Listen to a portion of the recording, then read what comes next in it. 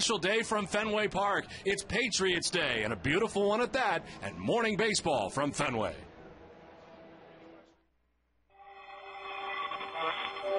Williams swing, and there's a long drive to deep right.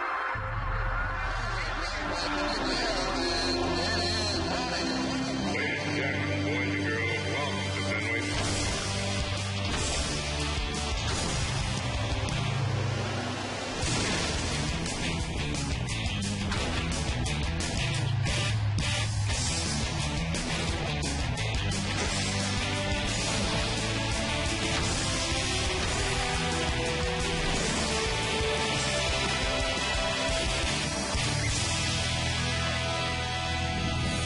Nice to see blue skies again above Fenway Park after all the rain at Fenway this weekend. It's Game 4 of the 4-game series between the Red Sox and the Tampa Bay Rays. Hi again, everybody. I'm Don Orsillo, and welcome to Red Sox baseball on this Patriots Day. Well, the Red Sox are hoping Patriots Day is exactly what they need. They've done so well over the last few years here at Fenway Park on this special day, and they are badly in need of a victory after dropping the first 3 games of this series to Tampa Bay.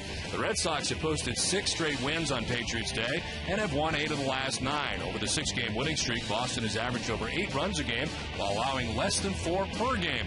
Red Sox have played 26 doubleheaders on Patriots Day and have had a home game scheduled every year since 1959. Getting up this early in the morning is strange for some players, but not all. Us players, we're not used to this, but past few days I've been pretty used to it, so hopefully it'll fall right into my routine. You know, it's a state holiday for Massachusetts, and you know, it's a day that's filled with excitement, and for me, double excitement with a newborn, and I think it'll be pretty intense in the ballpark today. Well, the new dad is used to it. Jerry Remy alongside, and Jerry, the Red Sox are badly in need of victory today. Well, they are. This has been a very bad series for them, and, you know, believe me, Don, they're not as bad as they look right now. All teams go through bad stretches, and the Red Sox are certainly in one right now. Now, what can change that? First of all, they've got to start hitting the ball. I mean, they've got to score some runs very early in this ball game today. Take some pressure off. You know, when you get some runs on the board early, it takes the pressure off the starting pitcher, it takes the pressure off the defense, and guys build confidence in that dugout that they can hit and score runs. And that's been the biggest problem with them so far this season, not being able to score enough runs, or especially with men in scoring position. They got to get going because, you know, these two teams ahead of them, the Yankees and the Rays, they're going to be there all season long. They're very, very good teams. So you can't afford, even though it's early in April, to fall way behind these two guys because they're going to be there. They're tough teams. John Lackey's on the hill today for the Red Sox, and in the past he's had very good success against Tampa Bay, 9-2 in his career. We're back with the first pitch from the Fens after this.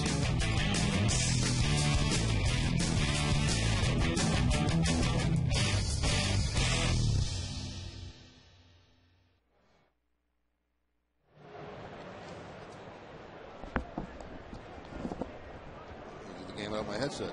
It's good. We go to the Pirates. The Pirates are leaving. Pirates are going. Pirates are going. Testing 1, 2, 3, 1, 2, 3, 4, 5, 6, 7, 8, 9. Testing 1, 2, 3. Marco Scutaro, Dustin Pedroia, Victor Martinez, Kevin Youkilis. 1, 2, 1, 2. Adrian Beltre, Marco Scutaro, Dustin Pedroia, and Kevin Youkilis.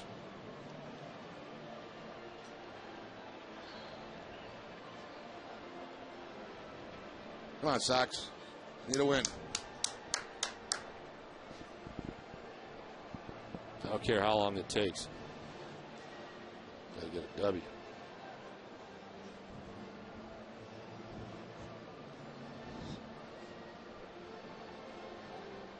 Less double plays.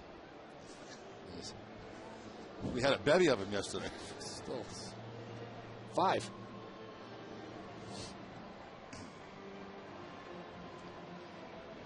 Pirates. This guy's strike zone is supposed to be like a postage stamp. Who's this? Angel Campos. We'll rip him. Better open it up.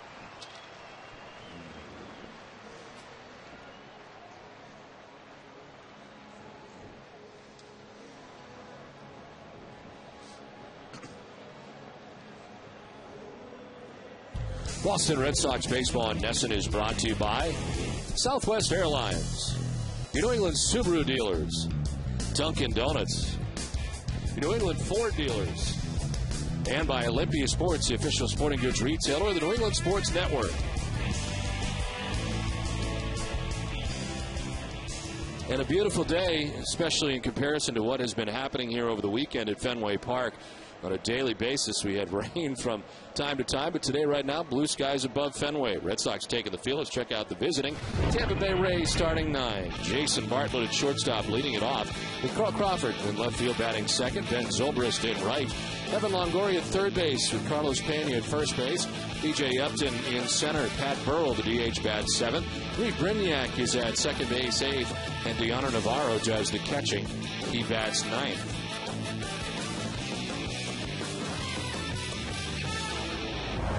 John Lackey on the mound today for the Red Sox, his third start in a Red Sox uniform. Comes in at 1-0 with a 1.42 earned run average. Lackey in the first 2 outings, New York and at Minnesota. A victory the last time out against the Twins on the road. 6 2/3, giving up 2 runs on 7 hits. In his career, he is 9-2 against the Tampa Bay Rays. The Red Sox are currently 11th in the league in defense. They've made 9 errors in the 12 games they've played. Adrian Beltre will be at third base. Marco Scutero, the shortstop. Dustin Pedroia at second, and Kevin Youkilis at first. Left to right, Jeremy Hermida, Bill Hall, and J.D. Drew. And Victor Martinez doing the catching for Lackey. Umpiring crew today, Angel Campos has the play calling the balls and strikes. Brian Gorman at first base, Tony Randazzo at second base, and Ted Barrett is the umpire at third. Where available, this telecast can be heard in Spanish by selecting the SAP button on your television remote. You enjoy the game. Buenos dias, amigos. John Lackey ready to work to Jason Bartlett to get it started here in the first inning. And the first pitch is in there for strike 1, and we're underway.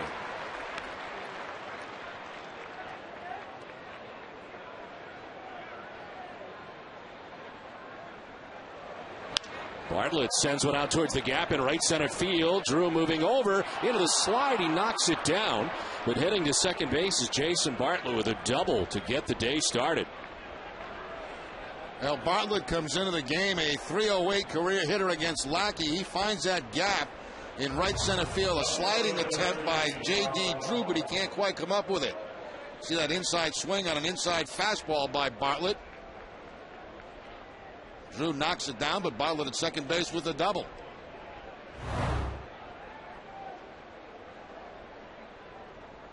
Here's Carl Crawford with a runner at second and nobody out here in the top of the first inning. Crawford dropping the bunt down the first baseline. Lackey off the hill will flip to first and just get Carl Crawford. It's down that line so fast. There's one away as Bartlett takes third. It is a sacrifice given to Carl Crawford. Well, Joe Madden playing for 1 run early in this ball game, having Crawford sacrifice against Lackey. Even with a sacrifice, nothing's normal with Crawford. You still got to rush to get him out.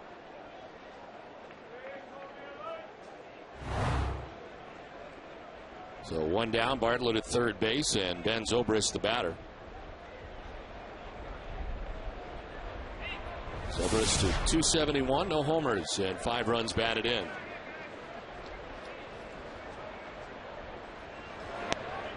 The 28-year-old has started all 13 games now for the Rays, 10 of them in right, and 3 at second base, and has batted third every day for Tampa Bay.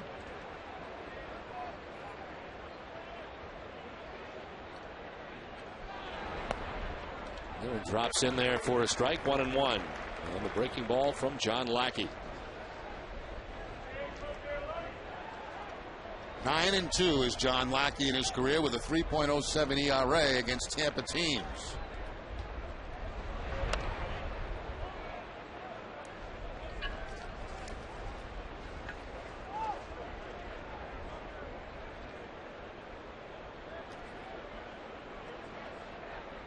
They won 5-3 last time out at Target Field.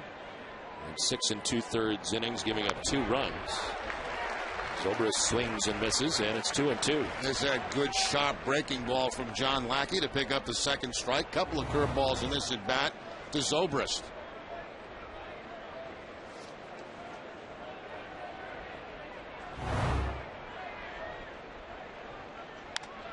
On the ground towards shortstop. Scutero is going to go to first with it. And it's in time. The run scores. Bartlett from third base, and the Rays lead it 1-0. Niemann wanted that early run, and he gets it here in the first as Zobrist grounds out and picks up his 6th RBI of the season. 1-0 Rays. A little textbook offense here by the Rays early in the game. The leadoff double, move him over with a bunt, infield bat, ground ball to the shortstop, and it's 1-0.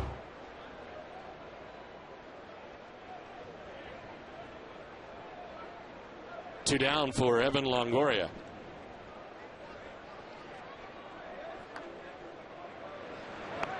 And Longoria takes strike one.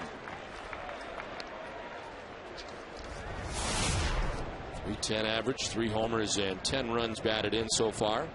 24-year-old on the ground. The second base, Pedroia's got it. The Rays get a run in the top of the first inning. The Red Sox are coming up on Patriots Day.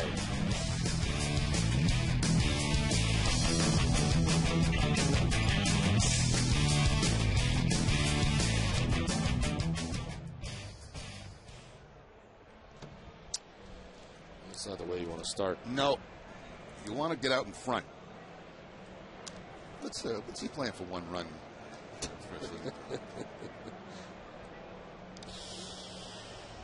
He's not a conventional manager, Jerry. He thinks outside the box. I don't think he would call that. I think that's Crawford doing that on his own. Yeah.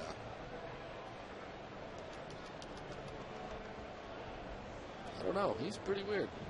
Yeah.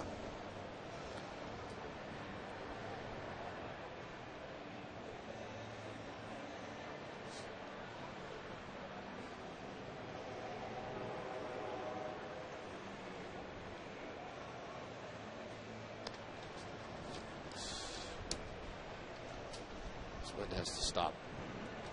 Yeah, the wind is the annoyance here today.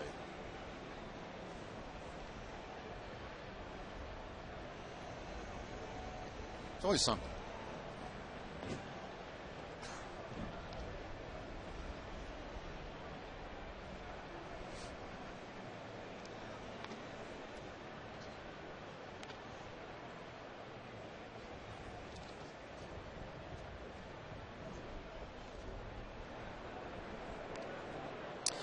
Join the coffee on this morning game as it's 1-0 Tampa Bay on top. We head to the bottom of the first. Red Sox starting lineup is brought to you by New England Chevy dealers. Marco Scutero leading it off at shortstop. Dustin Pedroia at second base. Victor Martinez doing the catching with Kevin Youkilis at first.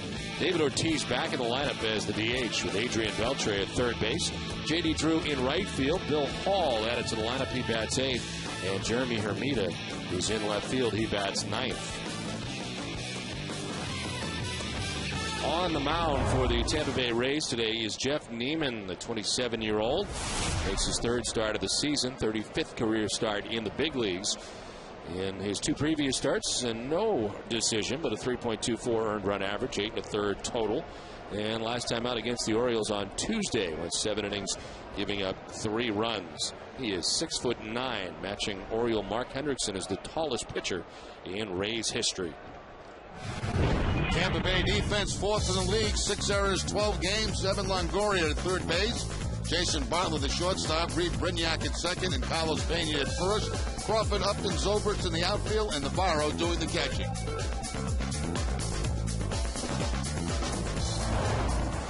One 1-0 Rays as Marco Scutero stands in and takes strike one. Scutero off to a .286 start. His new Red Sox uniform, a home run. And 3 runs batted in.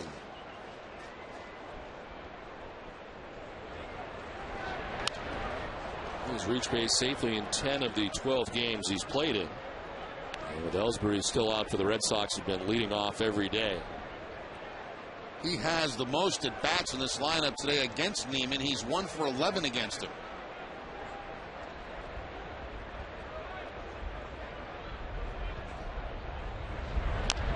Chops it towards third. Longoria's got to wait for it to come down and then can't do anything with it.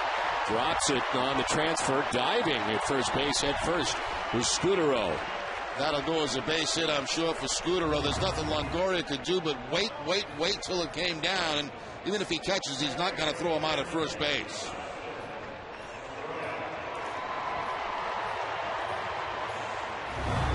Don, those are some of the breaks the Red Sox offense need. Haven't had many of them. And right out of the gate, Scudero's aboard to begin things here in the bottom of the first inning. Here's Dustin Pedroia, who had a very quiet day yesterday. He was 0 for 3 in the game, grounding into a double play. Snapped a 7-game hitting streak. But still, the numbers fantastic out of the gate for Pedroia. He has not been part of the problem. There's 5 homers, 13 runs batted in, and off to a .367 start. Perhaps the power, the most surprising thing, with him getting his 5th home run deep into July last year, and he's already got 5 here. Red Sox playing on April the 19th.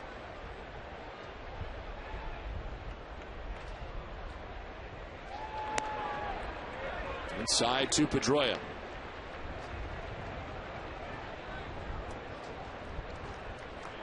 The numbers across the league, well, the Red Sox are hitting at .255 as a team out of the gate. That is 6th in the American League. Always tough early. Pitching wise, they are 10th with a 4.29 earned run average. And the bunt bid towards third base. Longoria on the run to get Pedroia.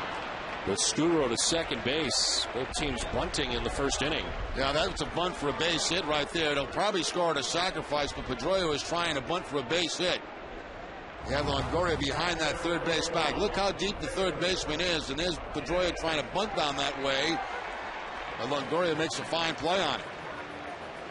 He's credited with a sacrifice that gets Scudero to second base with 1 out now in the first.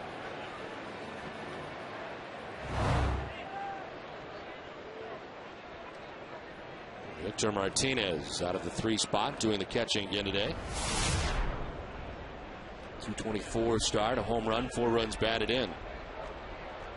His 10th start behind the plate today. He started twice as a designated hitter. With Jason Varitek and Victor Martinez in the lineup at the same time yesterday.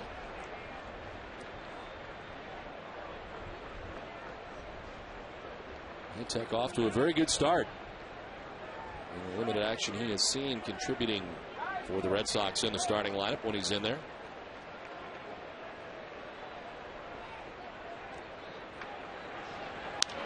Fly ball to left field, sending Crawford back. Makes the catch, and Scudero's got to scamper back to the bag at second with 2 down. Well, it's time now to look at the game notes brought to you by Jordan's Furniture. Red Sox and Rays meeting for the second time on Patriots Day. Rays won 4-1 back in 1999. They played the most on the holiday 33 times, winning 22 of those. Dustin Pedroia, 5-7 career, now 5 for 8 on Patriots Day.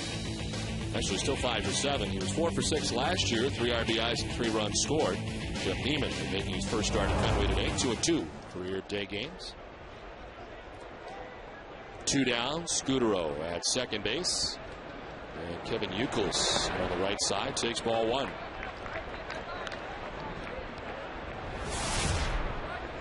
Youkilis 238 with 2 homers and 6 runs batted in. 0 for 3 yesterday.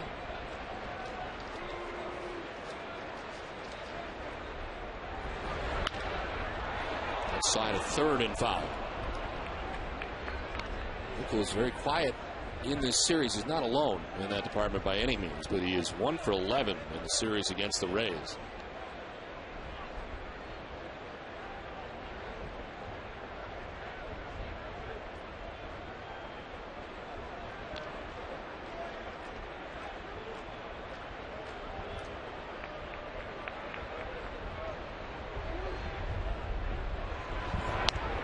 Inside ball 2, 2-1.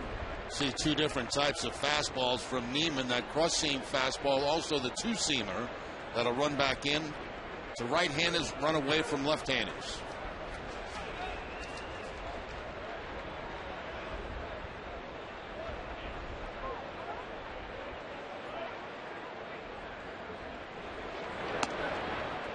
In there for strike 2, 2-2. Nicholas talking it over with Angel Campos. I think you thought that pitch might have been away, up and away. Let's take a look. It's a slider, a little bit of a flat slider, but right at the top of the strike zone.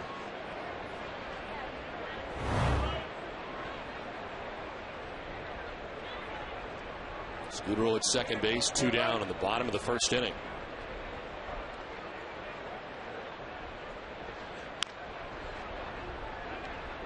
And for Jeff Niemann, led all Major League rookies in innings pitched last year with 180 and 2/3. And led among all AL rookies in winning percentage. Finished 4th in the 2009 AL Rookie of the Year balloting behind Oakland's Andrew Bailey, who won it, Elvis Andrus of Texas, and Rick Porcello of the Detroit Tigers.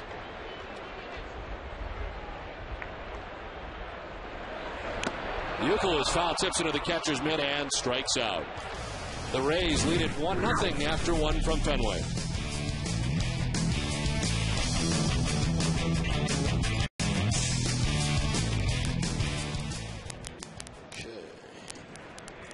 Let's see.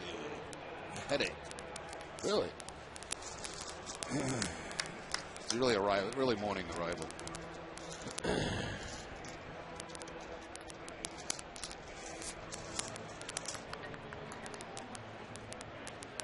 I don't want Pedroia bunting. Gotta talk to him. No, swing the bat.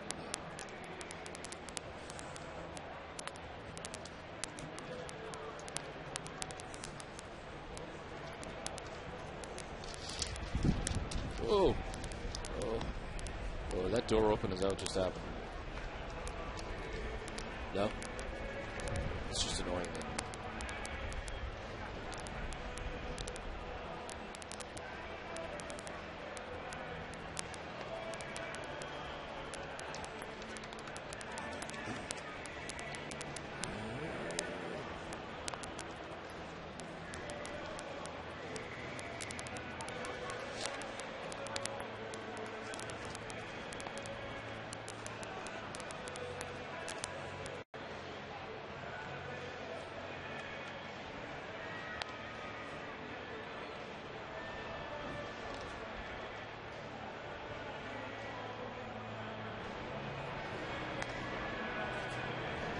Olympia Sports is proud to support the Pediatric Trauma Program at Children's Hospital Boston. Come into any Olympia Sports location today and make a donation to help children's world-class doctors pioneer and provide advanced treatment to kids who need your help.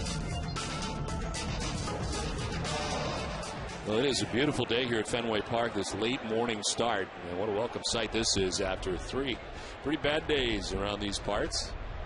It is a little bit cool and pretty good in the sunshine. Gusty breeze blowing out from left to right this afternoon or this morning.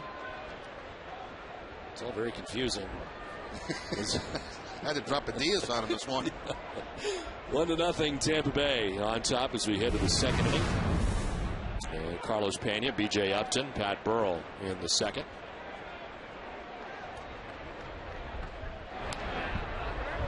John Lackey giving up a run in the first through just 10 pitches. And off to a 268 start. Was able to take John Lester deep here yesterday for his 4th home run of the year. He has 12 runs batted in.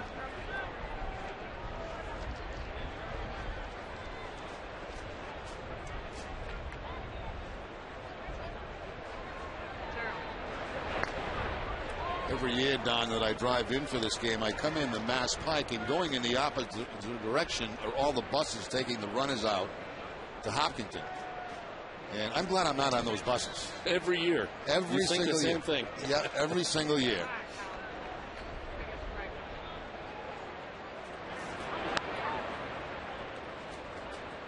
And one missing for ball 2, 2-1. The 114th Boston Marathon underway around 9:17, resulting in a number of street closures across Fenway Park, which is always the fun part for me driving in. I don't think about the buses. I think about how am I going to get to Fenway Park. And of course, fans asked to take public transportation. Much easier getting in that way, no doubt.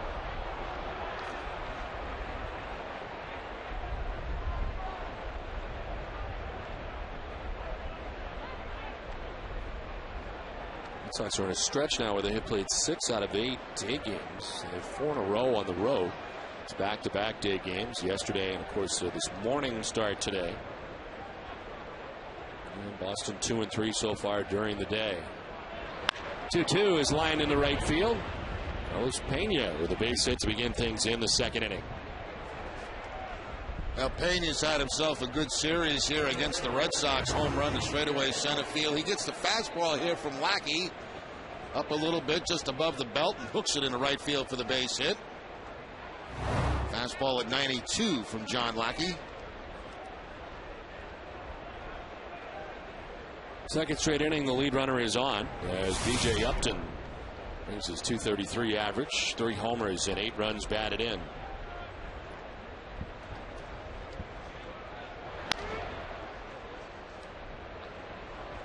Sixth season with the Rays, and he's just 25 years old. He's 3 home runs in his last 4 games. He also went deep off John Lester yesterday.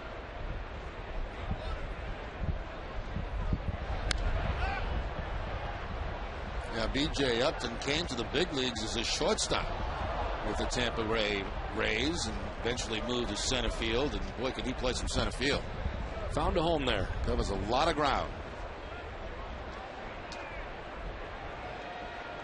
He's a shallow center field for Joe Madden, but he can get back there in a hurry. He takes a lot of hits away, too, in the shallow center area. This one fouled off. Not good. National Bunt Day. They're convinced they're not going to get many runs off John Lackey today, so they're going to take him where they can get him early. Seen 3 attempts already. Crawford, Pedroia, and now B.J. Upton. National Bunt Day in Boston.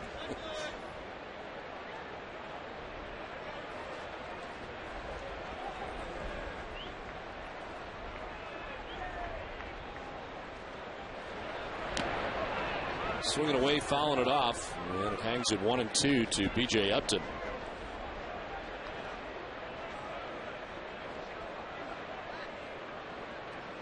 Matt Burrell has been a big part of this series as well.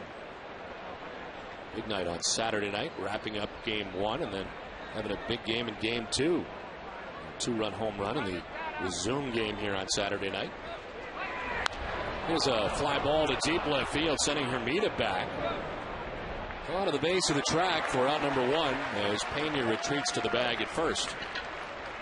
Yeah, good curveball there from John Lackey, and a little bit toward the end of the bat for B.J. Upton. Didn't get the drive on it that he would like. And plenty of room for Hermida in left field to make the play. Here's the breaking ball from Lackey. And you'll see it's toward the end of the bat for B.J. Upton. Gets underneath it. 1 out for Pat Burrell. Mentioned the 2-run home run that he had here on Saturday. Also had a 3-run double in the first inning of game 2. Overall, just a 212. The home run we spoke of, and 5 runs batted in.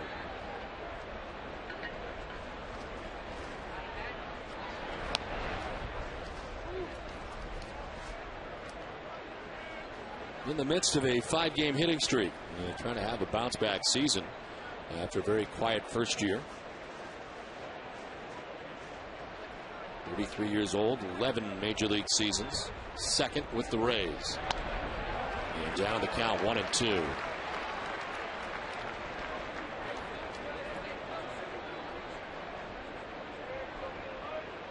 It's Burrell now, Brignac next. Tampa Bay batting here in the second inning.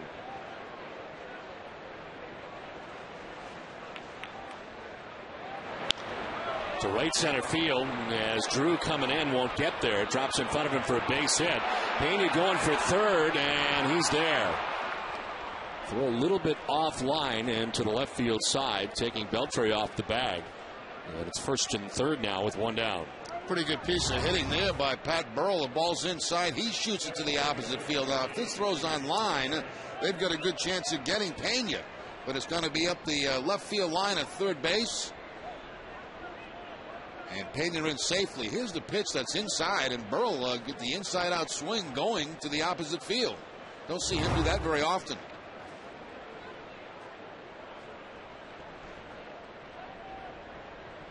At the corners, 1 down. Reed Brignac, the batter. 24-year-old rookie. They were moving at first and third as Victor looks everybody back. Another bunt attempt. Not a squeeze play put on right there. More of a safety squeeze if he drops it down. Safety squeeze, meaning that if the bunt's down and the runner at third thinks he can make it, he goes.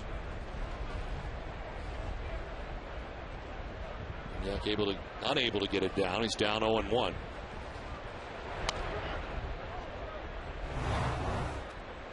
See the runner at third base. He's not breaking home on a suicide squeeze. If that ball gets on the ground and he thinks he can make it home, then he comes. But that's the difference between a suicide squeeze and a safety squeeze.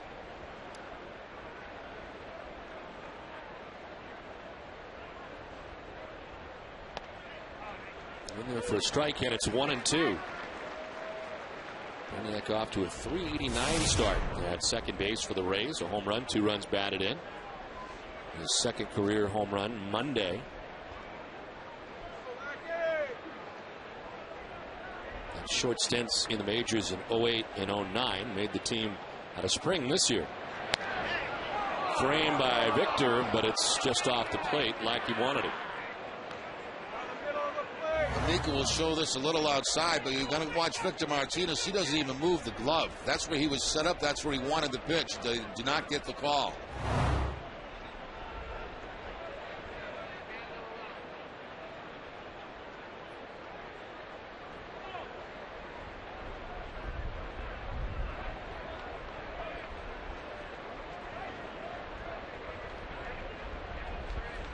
Navarro on deck.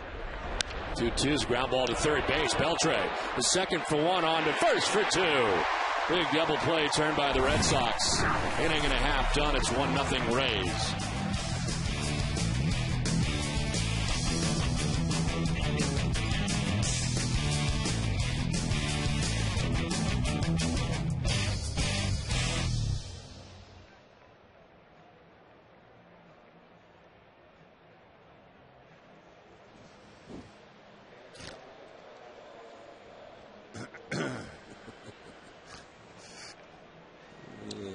John can do. He can get some double plays. Yeah, boy, we needed that.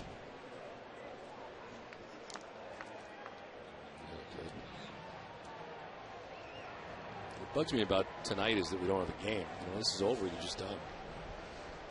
But I think Don, after the last couple of days, which have been very long for the guys. Yeah. It'd be nice to have a late.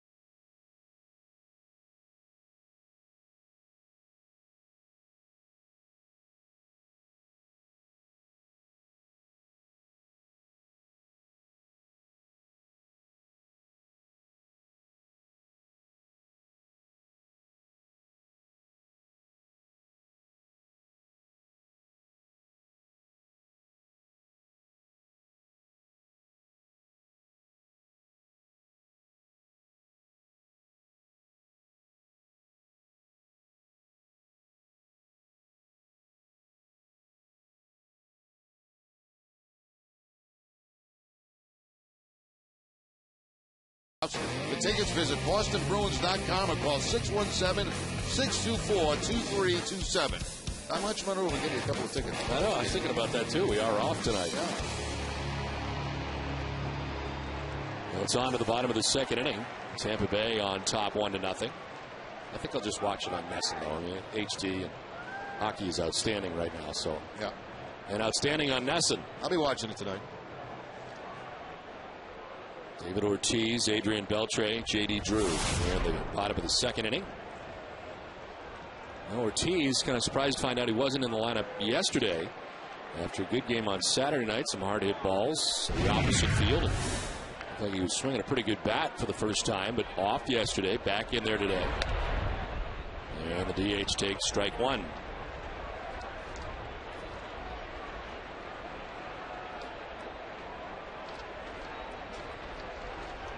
Ortiz 2 for 9 in the series.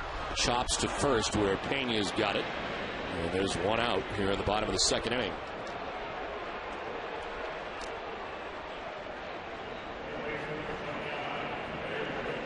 One down for Adrian Beltre.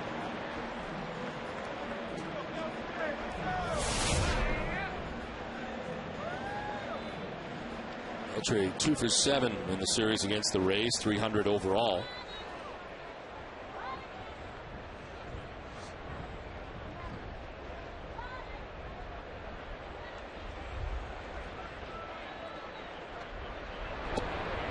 Ball one outside.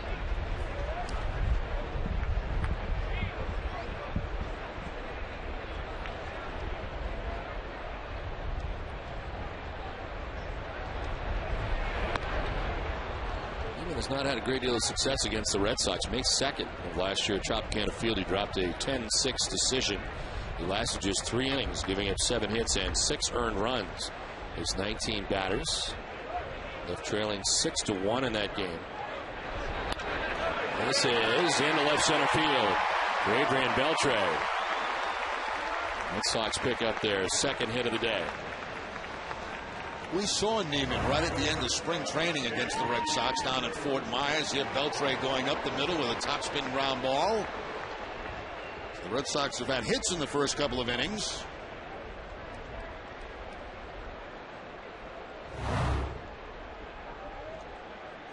Niemann selected 4th overall in 2004 in the June draft out of Rice University. Did not sign until January. 1 out, 1 on. J.D. Drew in on the left side. And he is bunting. Fouling it off. Goodness, what's going on here? Of course, with J.D., they have that big shift on him where they have all the players to the right side and Longoria's at shortstop. So all you got to do is dump it down the third base line. You got yourself a base hit. See how the defense is set up. J.D. trying to go over here with the bunt.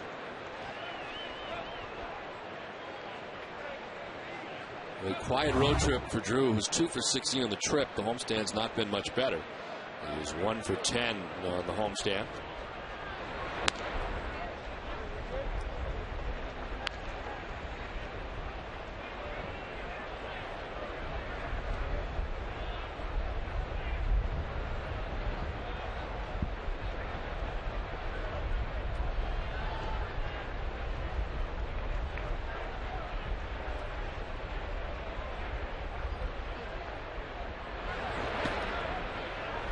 Two and 1 to Drew.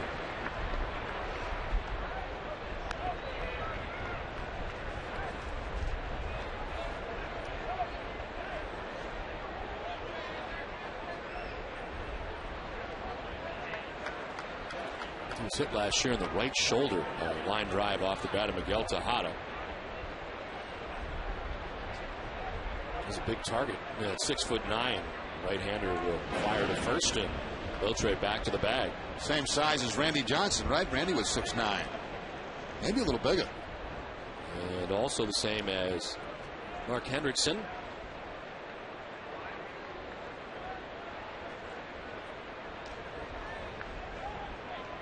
He's one of 5 active big leaguers at least 6'9". Closer for the Twins is 6'11". John Roush, we saw in Minnesota. Really? I didn't realize he was that big. 6'11"? Yes. Chris Young, the Padres, 6'10". And Cam McColio is 6'9" of the Orioles. They have 2 guys who are that tall. Hendrickson was pitching out of their pen, and McColio. 1 out, 1 on. 3 and 1 to J.D. Drew. And Drew takes ball 4. First walk given up by Niemann.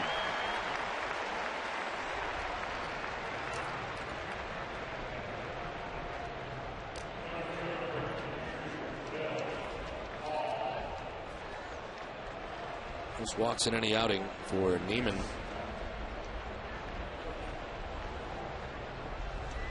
Has been 1, did that at Baltimore last time out, so he's got 1 today. Here's Bill Hall, 0 for 8 so far in a Red Sox uniform. Added to the lineup. Mike Cameron was in the original lineup today, posted in the clubhouse, but apparently some residual effects from the kidney stone problem that he experienced in this last road trip have cropped up again. So Hall in there. Francona juggling the lineup prior to the game. And Cameron went over to Mass General this morning for further testing. A swing and a miss, and it's 1 and 1. So for Bill Hall, spending his first 12+ years of his career with the Milwaukee Brewers organization. Traded to Seattle in August of last year.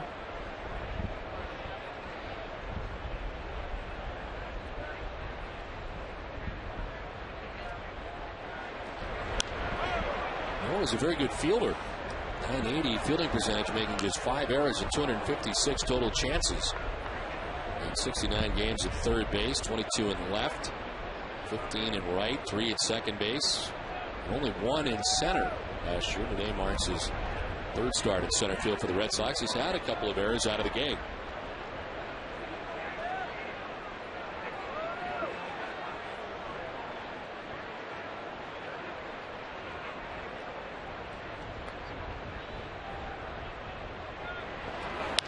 Hall pops it up right side of the infield. Pena coming in. Infield fly rule in effect as he makes the catch for the 2nd out. Red Sox fans, great seats are available now for April and May games as the Red Sox kick off the 2010 season. Visit RedSox.com to purchase yours. New ticket options include the standing room packs, which include tickets to either a New York Yankees or an LA Dodgers game. Visit RedSox.com today. 2 down, 1st and 2nd for Jeremy Hermida. He has now started each of the last 9 Red Sox games.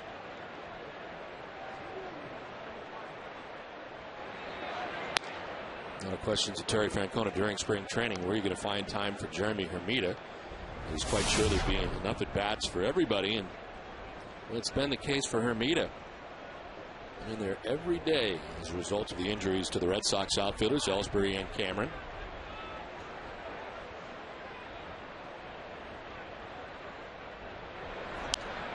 Flares it foul and is quickly down 0-2. Well, still waiting to get word on Jacoby Ellsbury when he might be ready to play again, and doesn't seem to be much better than what he was just a couple of days ago. So the beat goes on and on and on. I wouldn't be very surprised if they end up putting him on the beat. They may have to, Don, to get another outfielder up here. At first they were worried about the back end and perhaps losing those days, but as time moves on here, especially with the retroactive situation, it's been 8 days since the injury and the collision with Adrian Beltre.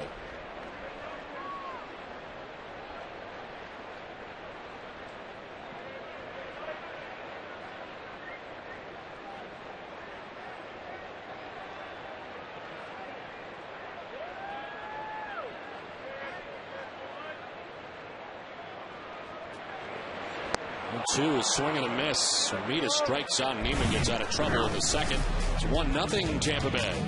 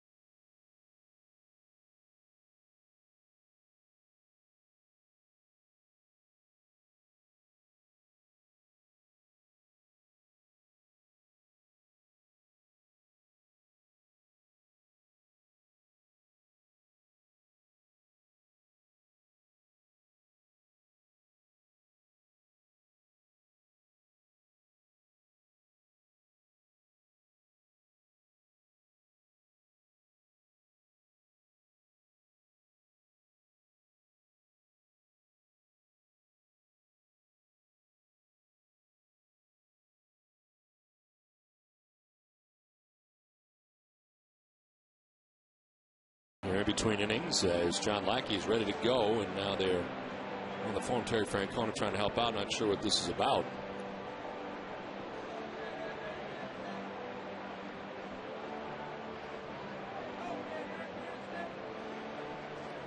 Maybe Gorman just wanted to know who's leading the marathon.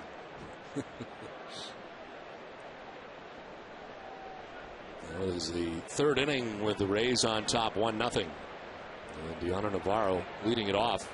He'll be followed by Bartlett and Crawford.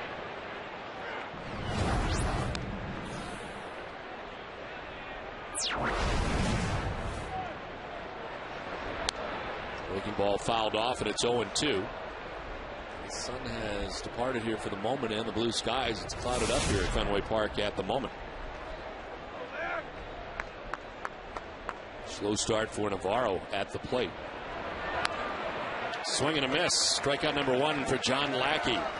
There's one out here in the third. By design with Lackey, they quickly get ahead of Deanna Navarro. They want a fastball up and out of the zone to see if he'll chase it, and he cooperates by chasing it.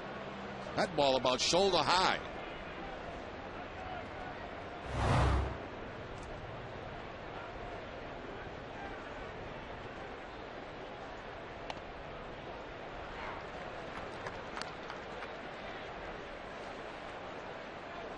Question that they were checking out, Brian Gorman, the crew chief, finding out how long in between innings. Yesterday was a nationally telecasted game here from Fenway Park, as this one drops in for Bartlett and gets by Hermida to the track of the wall. And instead of the single, perhaps, Bartlett now stands at second base with one out. Yeah, this will be interesting scoring here to see if they rule out a single and an error on Hermida in left field. Looks like he wanted to try to make the play in the air, but then found out that he couldn't do so and tries to back off. When he backs off, the ball gets by him. They rule it a single and an error.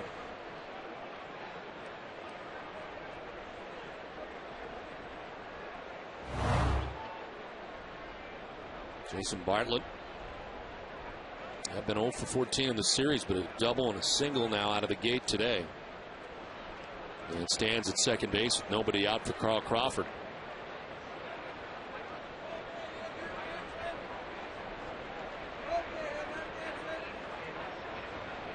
In any event, Brian Gorman was in the dugout talking about the length of in-between innings, the commercial time, which on a national telecast is longer. It was 2:05 here today, and the umpires, of course, with a stopwatch, timing in between innings, and he wanted to be sure. Second base umpire generally has the stopwatch, and that's Tony Randazzo today.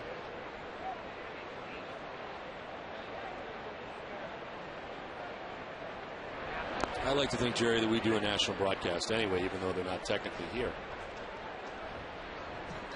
That's very, very good, John. Even though we don't get the times. Feeling very confident this morning, huh?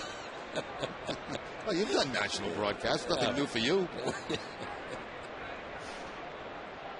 The commercial time is different. Yeah. That's what he's trying to get at. 1-1 is outside, 2-1. What it does is it gives me less chance to read promos between innings.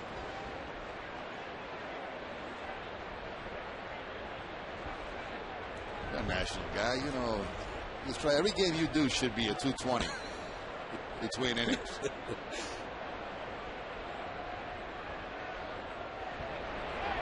This is into right field. A base hit for Carl Crawford.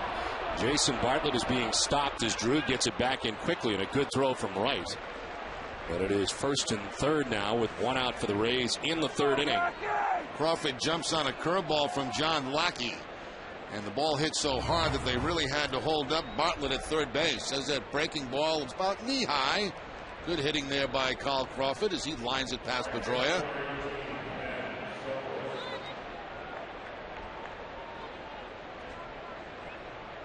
Five hits in the game already for Tampa Bay.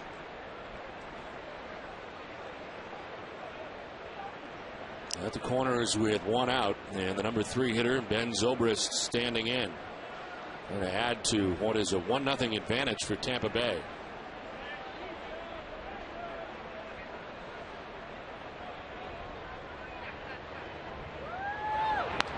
Remember that clown that we had here one time who was doing games? I won't mention his name, but he was a national guy. And he asked us, he says, what are you guys, local? You know, like, excuse us, pardon me. I just remember which clown you were talking about. You know what clown I'm talking I about. now know what clown you're referring to, yes. National? No, we're local. Oh, local?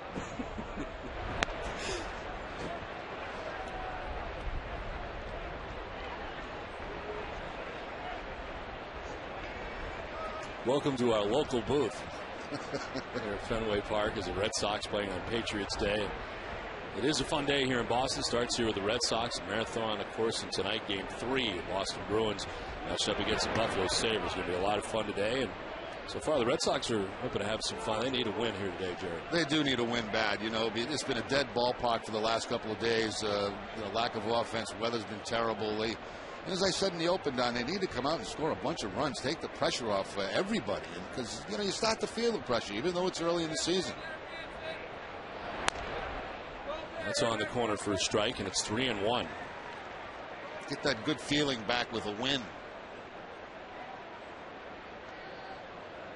And a win against a quality opponent. Well, that's the thing. I mean, you try to do well in these head-to-head matchups. And so far, it's not gone well against the Rays. And Zobrist gets bad news from Angel Campos. Well, he had ball 4. A full count now. Take a look at the Amica pit zone. Can't blame them. Umpires don't like that, though.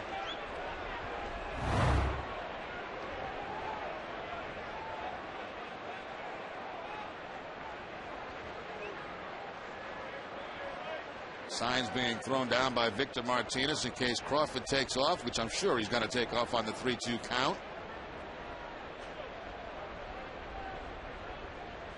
Matter of fact, I'm surprised he's still standing there.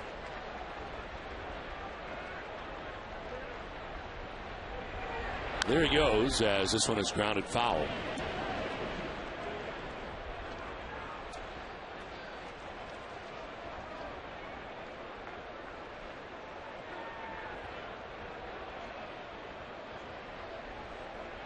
The Red Sox are 4-8 off to their worst start through the first 12 games of the season since 1996.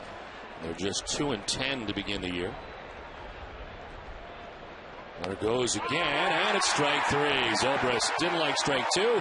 He's going to like strike 3 even less. Campos not appreciating him tossing the bat on 2 different occasions. I told you, they don't like that. They don't like that when you throw the bat on the 3-1 count. That's called a strike. Campos watching him all the way back to the dugout. Breaking ball from John Lackey going back door. Wow. I told you, Don, umpires don't like it. Not even close, he says. 2 down, second and third. As Crawford stole second base, uncontested. Longoria takes ball 1. That's got to be frustrating, though, as a player. Zobrist right now experiencing that. It didn't appear that strike 2 was a strike, and strike 3 definitely was not a strike. Well, actually, strike 2 looked a little bit closer than strike 3.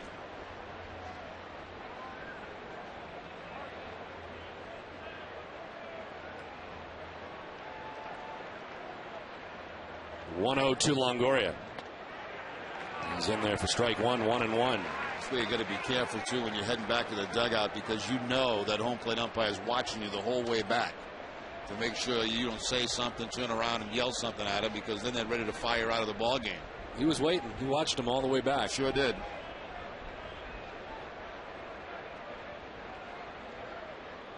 Longoria to left center field, and he cashes in with the track and the wall. Bartlett from third, Crawford from second. It's a 2-run double for Evan Longoria and a 3-0 Tampa Bay lead.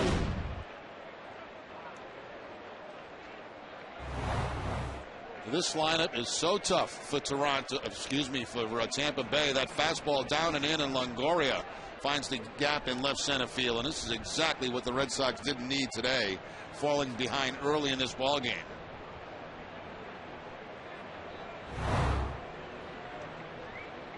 Well, what a start to this road trip for the Rays. They swept the Baltimore Orioles in 3 games. They come here to Fenway Park, win the first 3 games of this series. They jump out to a lead here in Game 4. Long road trip, 10-game trip in 11 days. They go to Chicago today after the game here at Fenway Park.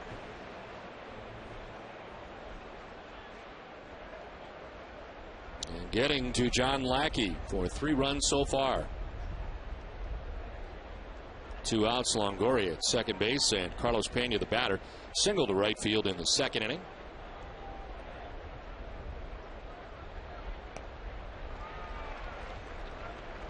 Change up there from John Lackey. I believe that's the first change up he has featured this afternoon.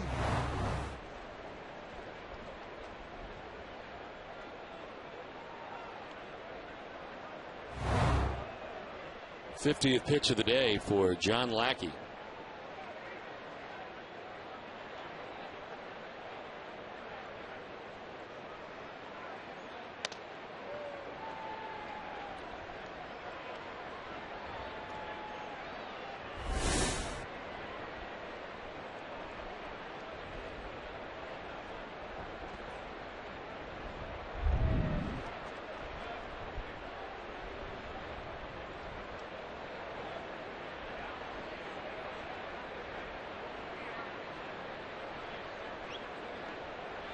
Not the same pace we're accustomed to seeing Lackey work at. Slowed it down quite a bit here in the 3rd inning.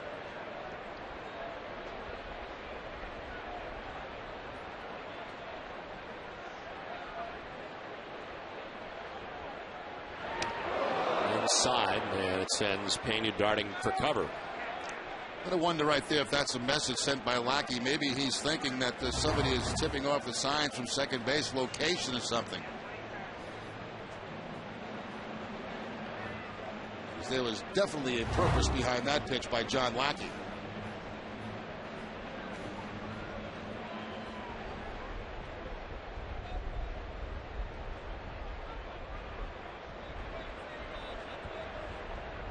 Longoria at second base, 2 down. Pena has already singled in the game. It's been a 2-run top half of the 3rd inning so far for Tampa Bay. He's asking for time. Campos gives it to him. Still wears that protective guard on his left hand, the 2 fingers that he fractured to end last year. Protected on the left hand, the top hand.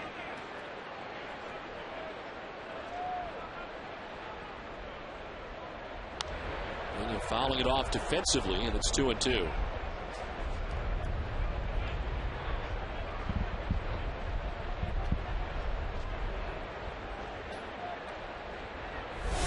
B.J. Upton on deck with 2 outs here in the visiting half of the 3rd inning.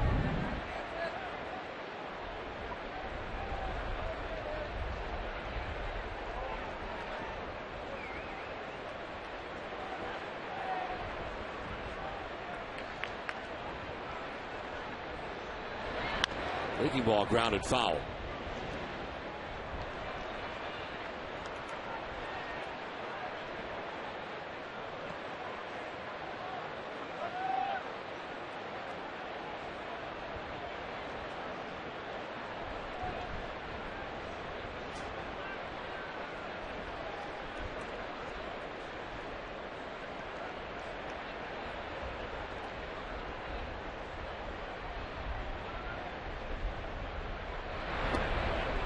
Ball 3, full count.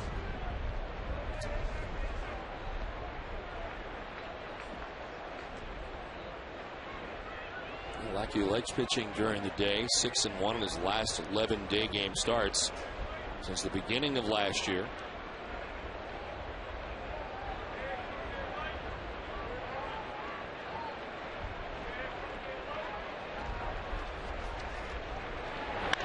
High drive to right, but it is foul down the right field line and out of play. Out ahead was Pena.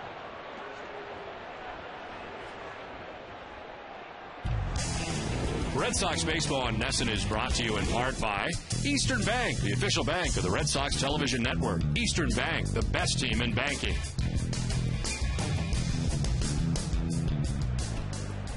Two outs here in the top half of the 3rd inning. 2 runs in for Tampa Bay.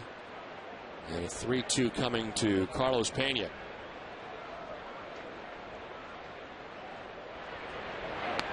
Surrounds the plate and misses outside, ball 4. It is the first walk given up by Lackey, and Pena heads down to first base.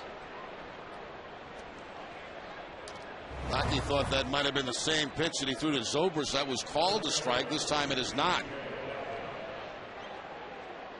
Took about 3 or 4 steps toward the Red Sox dugout.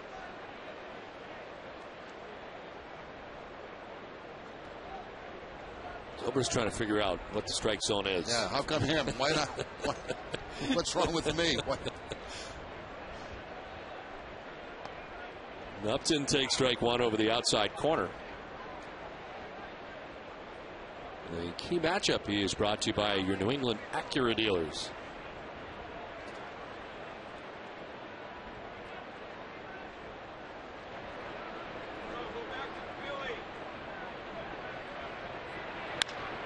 High drive to center field. Hall going back towards the triangle in the bullpen, and Hall can't catch it. It's into the pen.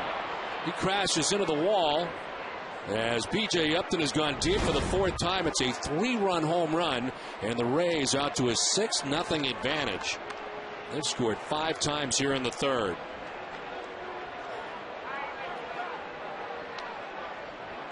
Nice easy swing here by B.J. Upton on the fastball, and the ball gets up in that breeze and carries and carries and carries and carries right into the Red Sox bullpen as Bill Hall hits that wall pretty hard.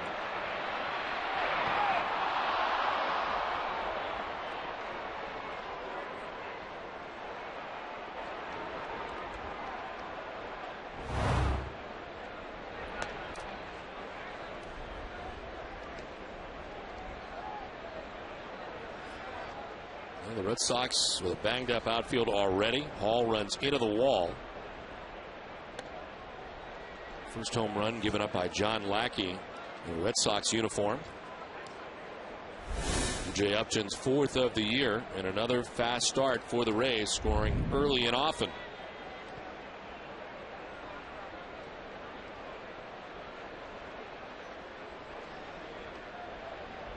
You mentioned Lackey's numbers in day games, but not many morning games. Good point. Tad Burrell's the 8th man to bat for the Rays here in the 3rd. And a swing and a miss evens the count at 2-2.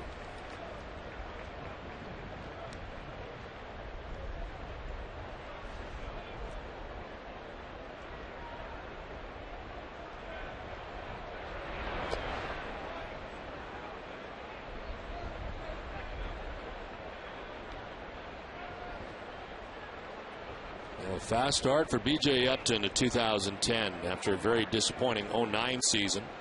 Think about how successful he was in the postseason in 08. It looked like last year was going to be a big year for him.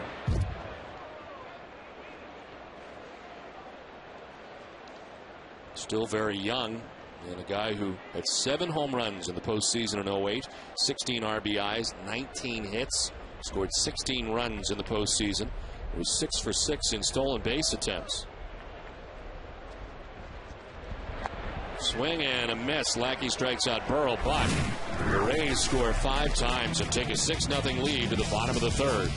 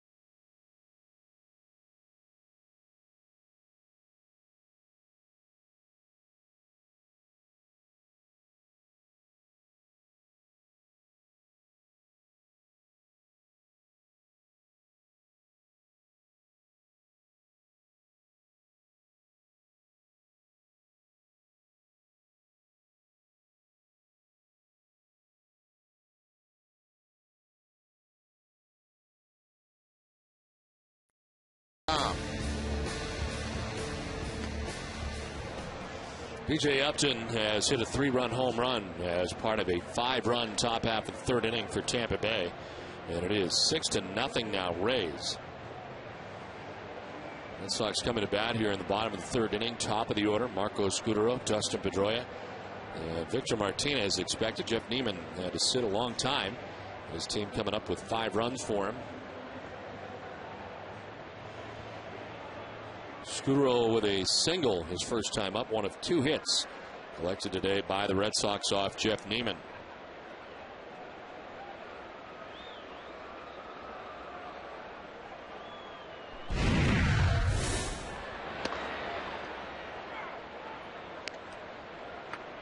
Austin leaving a base runner in scoring position in the first. They have 2 men on in the second.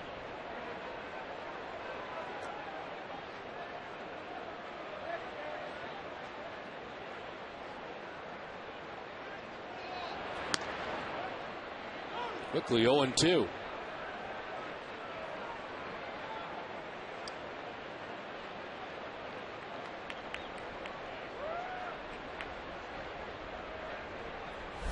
Pedroia, then Martinez here in the 3rd inning.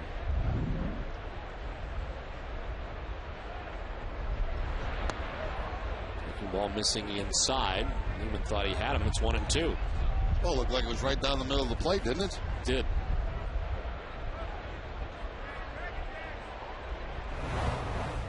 Take a look at Amico. Let's see. So far, it's been a very inconsistent day for Angel Campos. Sure has.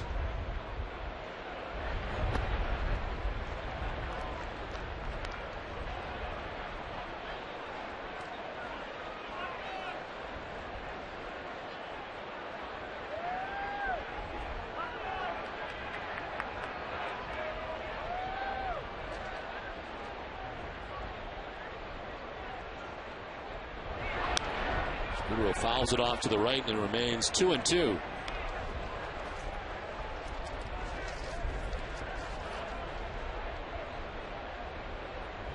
Red Sox are 66-48 all time on Patriots Day, including 26 doubleheaders between 1903 and 1966.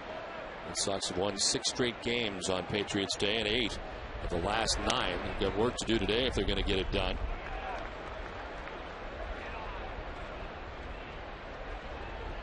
Red Sox have been scheduled to play at home on Patriots Day every day since 1959.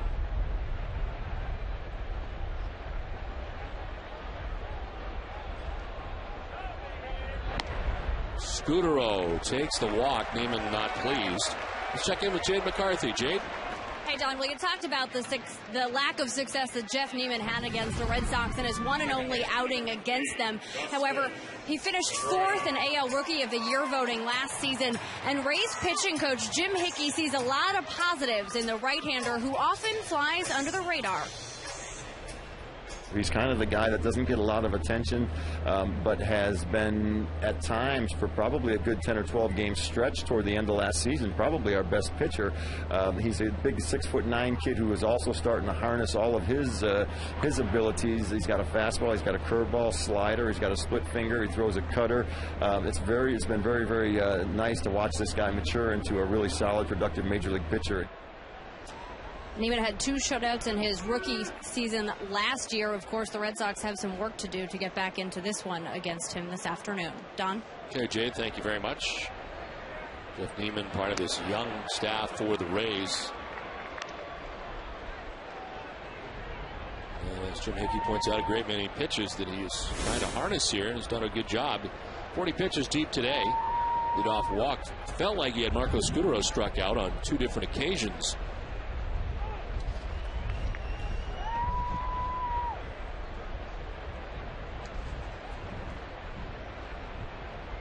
Picking up and blowing in here at the moment at Fenway Park.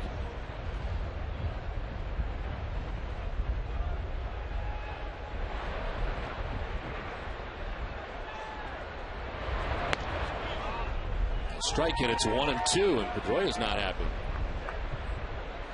Very similar to the curveball that he threw Scutaro that was not called a strike.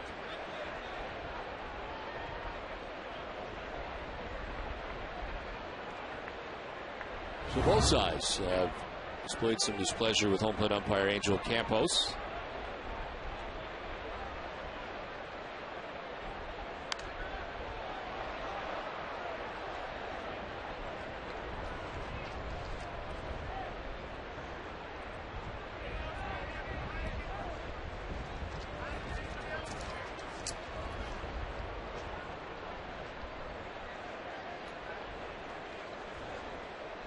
Outfield straightaway on Dustin Pedroia. Marco Scutaro at first base.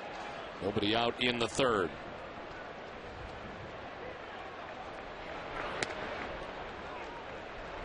The league leaders are brought to you by Olympia Sports, the official sporting goods retailer of the New England Sports Network. Lowest games at second base, 70. Tom Santiago of the Tigers in his current American League streaks. Nick Punto of the Twins. John McDonald of Toronto Blue Jays.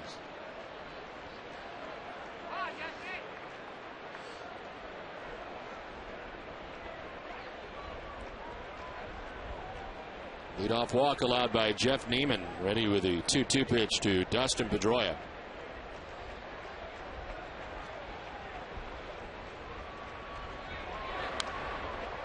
Fouled off again.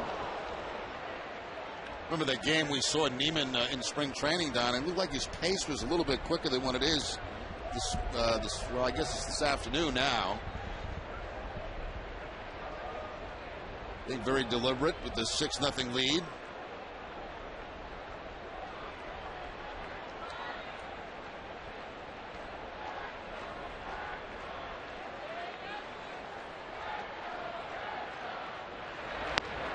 Drops in for strike three.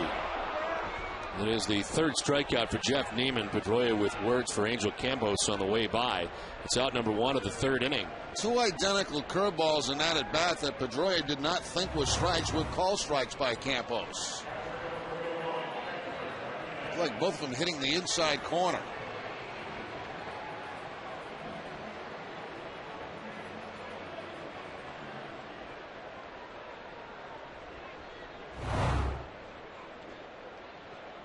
One out, Scutaro at first base, and Victor Martinez coming up. Victor flied out to left field in the first inning.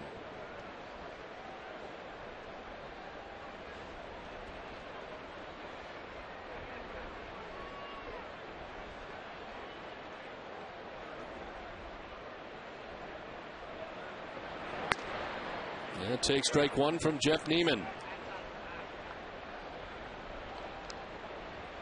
Fastball so far for Niemann has been topping out at about 92 miles an hour.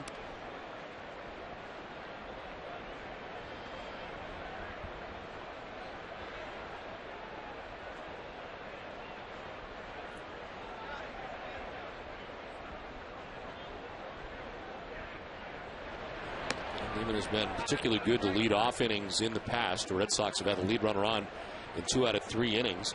Last year he held opponents leading off an inning to a .240 on base percentage, which was the lowest in the majors. He only walked 6 leadoff batters all season. And he walks Marco Scutaro to begin this inning.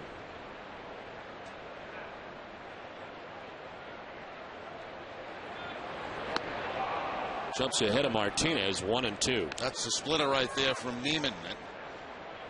Splitter that stayed down and in to Victor Martinez.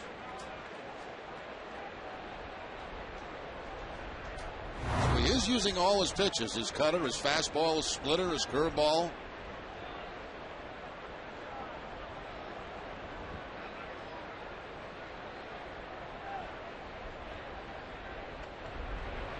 They want to come in on Victor.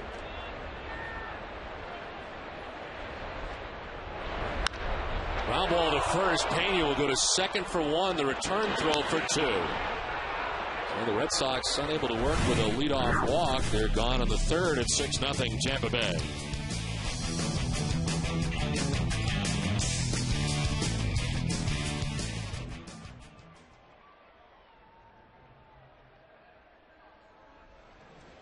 .353. That's right.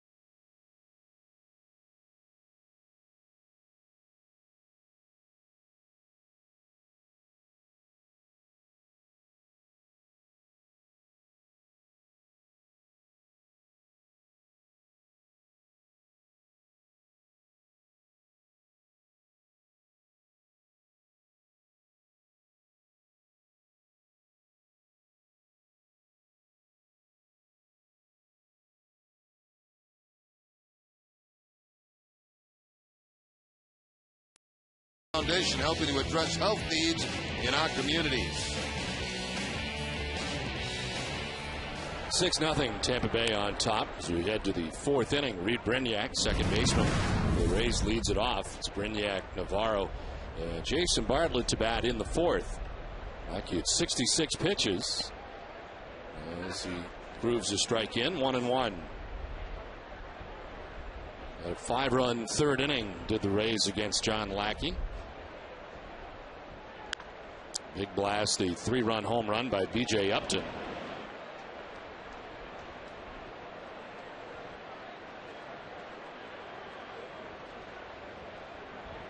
Outscored the Red Sox 15-0 in the first 3 innings of this series, scoring early and often.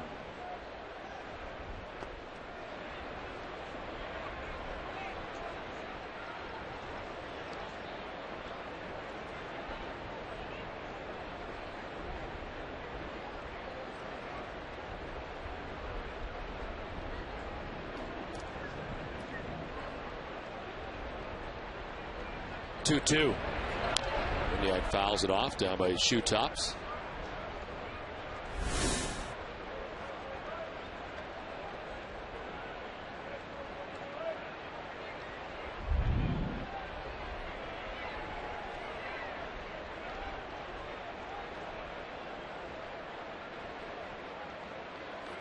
Niemann through the first 3 innings at 49 pitches. Worked his way around a leadoff walk in the inning, but Red Sox are grounded into a double play. As Lackey misses for ball 3, full count. Yeah, Lackey trying right now to find himself a groove, get in a good groove, maybe put a couple of zeros up on the board and hope the Red Sox can peck their way back into this game.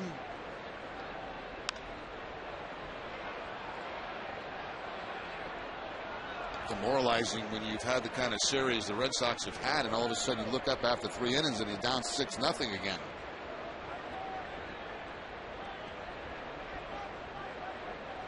The 8th pitch of the at-bat for Reed Brignac.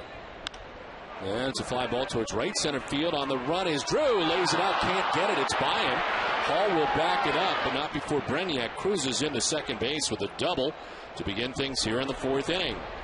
Lead runner on for the Rays in every inning so far.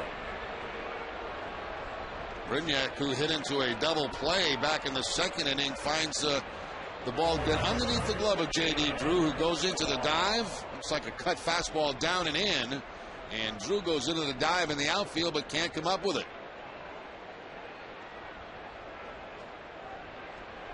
Looks like it might have got his glove just a little bit. Slowed it down. But the leadoff double by Brignac. Strike over the outside corner. Scott Atchison is up in the Red Sox pen. And Navarro the batter. And back to the mound. Lackey looked the runner to third and fires to first for the out. I don't think he had a chance to get Brignac, who dives in head first. He took a peek over there. He may have had a chance, but it's not worth it. I think he's just better off getting that sure out at first base. Ball back to Lackey. He takes a peek. It's going to take a perfect throw to get him at third base. Might have got him, but Lackey decides to get the sure out. Red Sox pull the infield in. Brignac 90 feet away with 1 down. And Jason Bartlett, who was 2 for 2 in the game. Double and a single. Hops it up. Foul ground. Euclid heading over, but he won't have a play.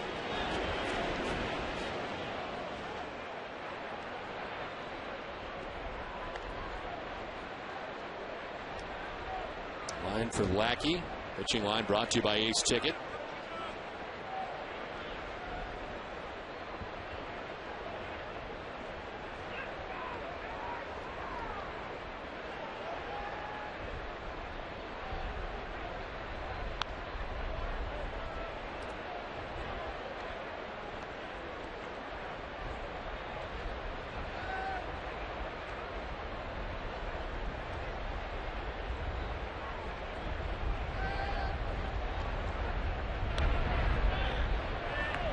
Didn't go, says Brian Gorman, first base umpire, and it's 2-1.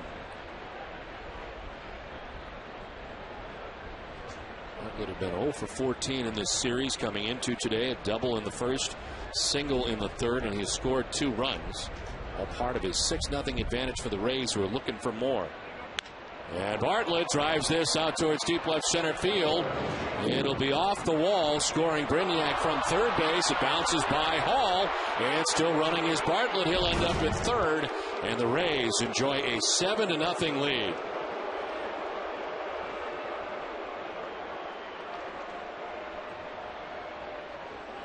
Double and an error handed out.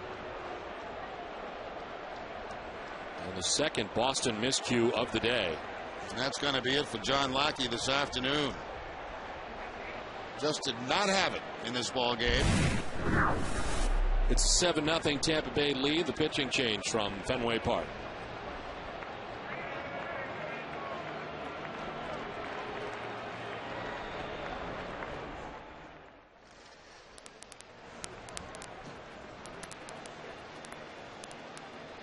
So we got Scott Atchison.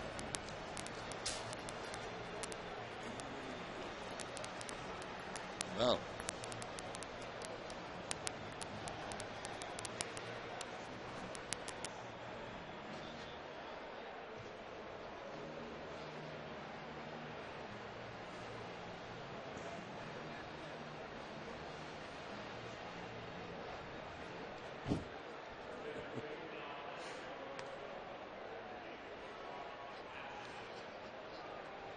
off to kind of a slow start.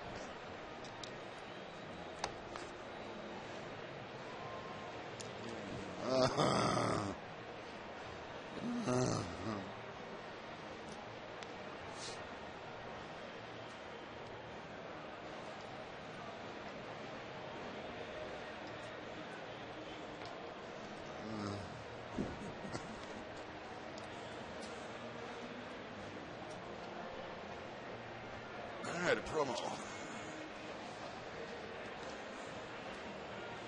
I hate the Globe. Okay. They pick on me. For the best local coverage from Spotlight Investigative reporting to the Big Picture blog, nobody covers your world like the Boston Globe and Boston.com. Every day, all day, the Globe is you covered. Log on to Boston.com for continuous coverage of this year's Boston Marathon. Well, John Lackey's day is over. Tampa Bay on top 7-0 with 1 out here in the 4th inning. New Red Sox pitcher Scott Atchison is called to the bullpen. It's brought to you by New England Ford dealers.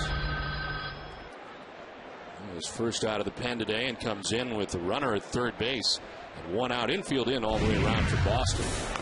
As Crawford cues 1 foul.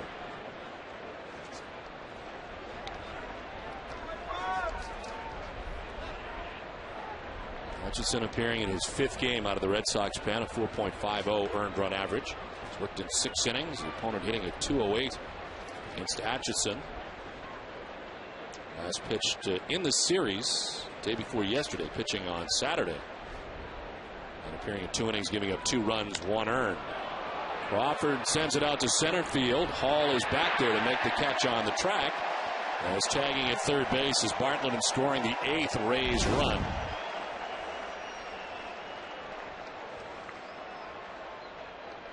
The mock cheer from the Fenway faithful as Bill Hall makes that catch out in center field.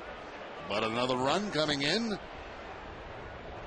And that run charged to Lackey. The book now closed on him as he is 3 1/3, 9 hits, 8 runs.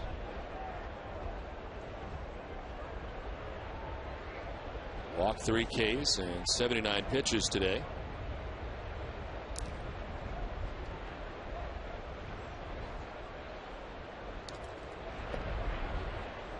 So 2 down in the inning. Ben Zobrist with the bases empty. 0 for 2 today. Grounded out to short in the first and then had that at bat, which he struck out looking. And had words with Angels Campos in the 3rd. This guy's 1 foul. And it's 0-2 quickly to Zobrist. He's not hanging around this time to see if it's a ball or a strike. He's swinging out of the gate. The Amica Pit Zone is brought to you by Amica Insurance. Amica Insurance is just not how you covered, it's how you treated. And the last at bat for Ben Zobrist, a couple of pitches he did not think were strikes. A couple of them looked outside, and the final pitch looked way outside. You're right, Don. He's up there swinging this time. He's not going to take any chances. Not going to leave it up to Angel Campos this time. You could throw this ball 3 feet outside, and he might swing.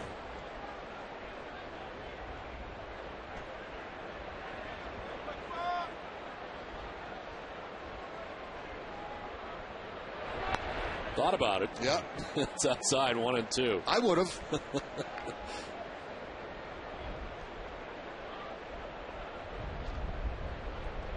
Zobrist, who's been a big part of this Rays attack today with an RBI. But 0 for 2 at the plate in this game. Did he go? No, says Ted Barrett, third base umpire.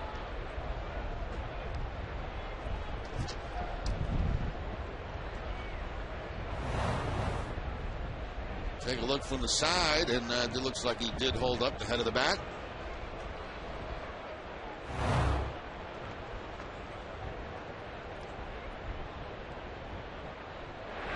Swing and a miss. Zobrist down on strikes for the second time today. Rays add 2 more, lead at 8-0.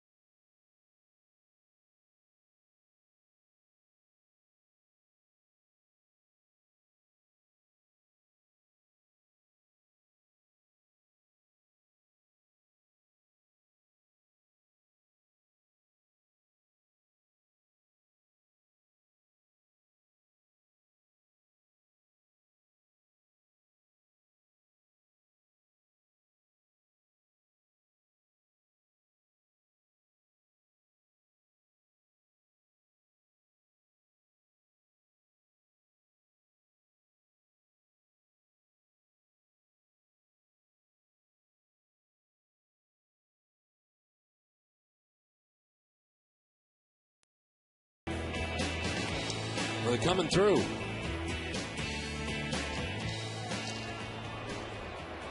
The 114th Boston Marathon as they make their way into Kenmore Square here on Marathon Day in Boston. It's into the bottom of the 4th inning inside Fenway Park. Youkilis, Ortiz, and Beltre. Another long wait for Niemann, who gets more runs to work with on top 8-0. Youkilis hits a fly ball out towards right center field. Zobrist shy of the track for out number 1. Well, before the game today on the field at Fenway Park, U.S. Women's Olympic team with New England ties. Megan Duggan throwing out the first pitch from Danvers, Massachusetts. Right. Aaron Thatcher, Caitlin Cahal, Julie Chu, Hillary Knight, all part of the U.S. Women's Olympic team here at Fenway Park.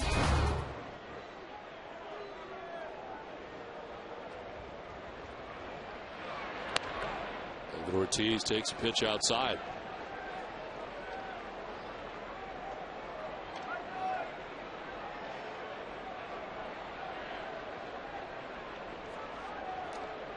Ortiz grounded out to first time up. As he takes the strike, and it's 1-1.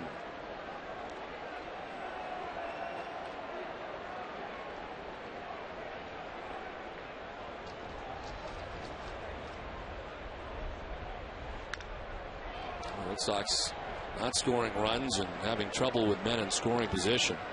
Coming into the game, Red Sox hitless in their last 27 at-bats with runners in scoring position, dating back to the 14th of April in the 8th inning at Minnesota.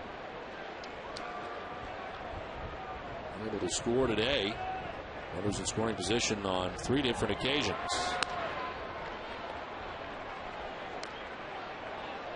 Hitless in their last 30 at-bats in that category. Ortiz now, Beltre next. 1 out here in the 4th inning.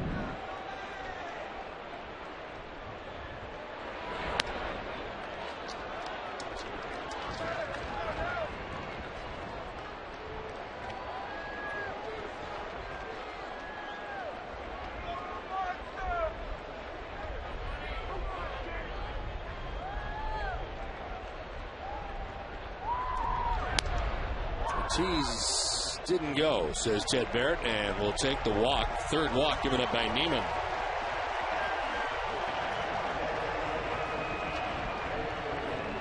Well, the Red Sox have had the leadoff. Oh no, excuse me. Ortiz was not the leadoff man, but they've had runners in every inning in this ball game. 1 out, Ortiz at first. Adrian Beltre. A single his first time up. One of only 2 hits today so far for the Red Sox off Jeff Niemann. Boston being out hit 9-2.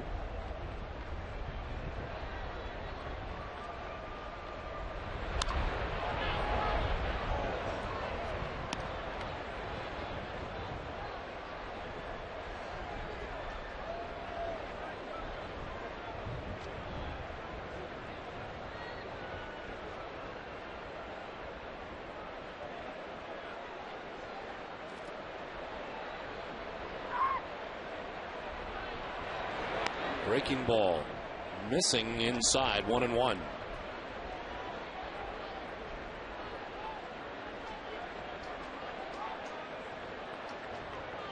One out, Ortiz at first. Beltre now. J.D. Drew waits on deck. So Red Sox try to chip away. Popped up. Foul ground, Navarro and Longoria. Evan Longoria makes the catch for the 2nd out of the inning.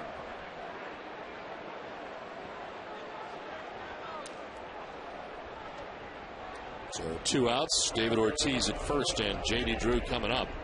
They have made a scoring change in the 4th inning. Jason Bartlett is now credited with a triple, and they took the error away from Bill Hall as he misplayed the carom out there in center field off the wall. But triple for Bartlett, who's got his 3rd hit of the day, and the Red Sox with 1 error. 2 down, Ortiz at first, and here is Drew, who takes strike 1 over the outside corner.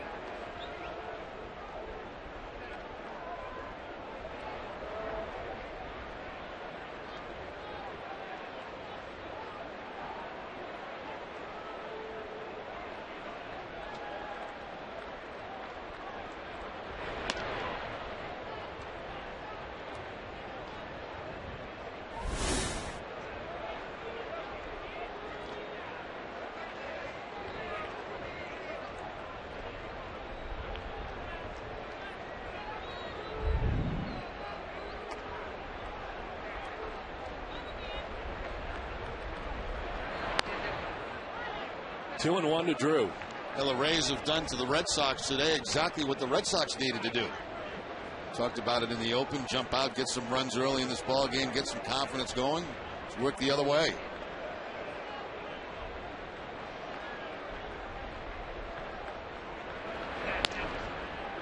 A strike, and it's 2-2. Red Sox will welcome the Texas Rangers to town tomorrow. Tim Wakefield in game 1, Beckett in game 2, Clay Buchholz in game 3 of that series. Texas off to a 5-7 start.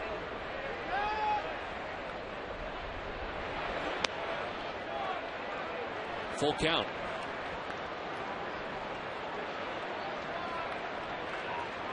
Is it Texas and Baltimore to round out this homestand? Yes.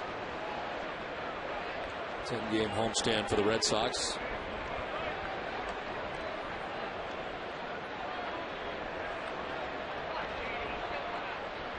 Ortiz takes off 1-3-2, and it's a fair ball down the right field line, hit a fan. It'll be a double for J.D. Drew and second and third for Boston.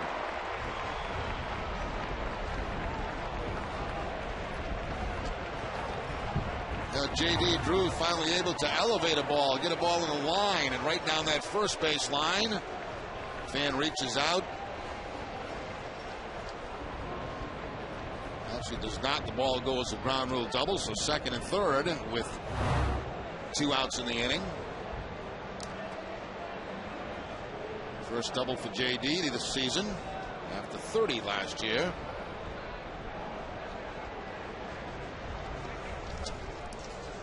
If you're looking for a memorable night at Fenway, check out the Gosling's Dark and Stormy Boardroom. 8 to 12 guests will enjoy a private pregame meal followed by continuous in-game food and beverage service from the EMC Club.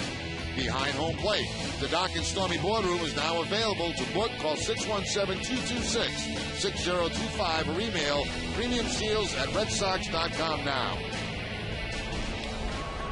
Bill Hall looking for his first hit in a Red Sox uniform. He is 0 for 1 today, fouling out to the first baseman. That's with runners at second and third, and pops it up foul and out of play.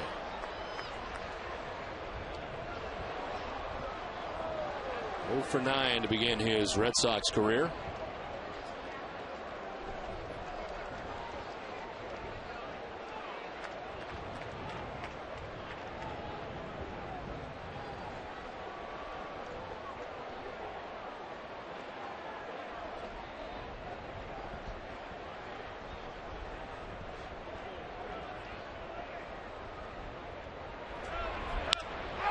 To left field, Crawford moving over to make the catch that ends the inning, and the Red Sox scramble 2 more in scoring position. It's 8-0 Tampa Bay.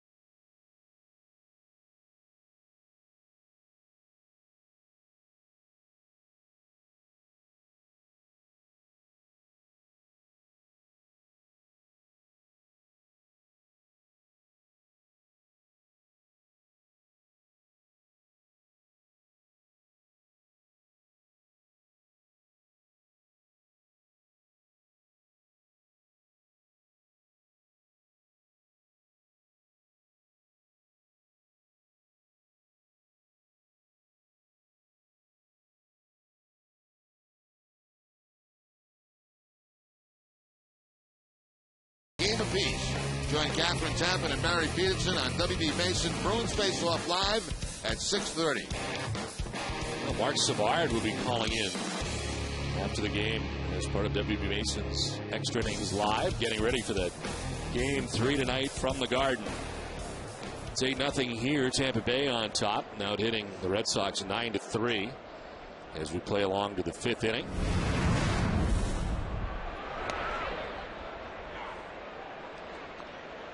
Scott Atchison back on the mound for the Red Sox here in the 5th. Longoria fouling it back to the screen is down 0-2. He was grounded out to second base and doubled to drive in a run in the 3rd. Atchison trying to eat up some innings here for the Red Sox on a day when the Red Sox starter John Lackey lasting just 3 1/3 innings. And throwing 79 pitches in his outing. He is charged with all 8 runs that the Rays have.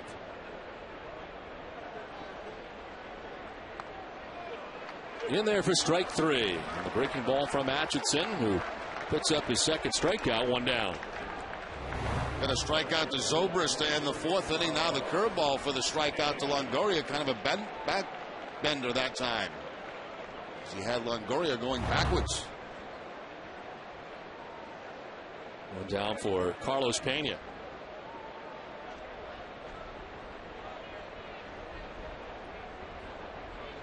And he's been aboard twice today. Single to right in the 2nd.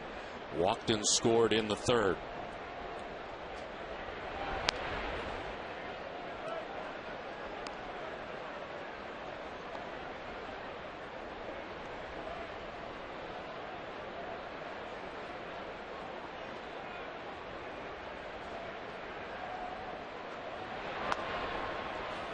Inside 2-0. Rangers are here for 3.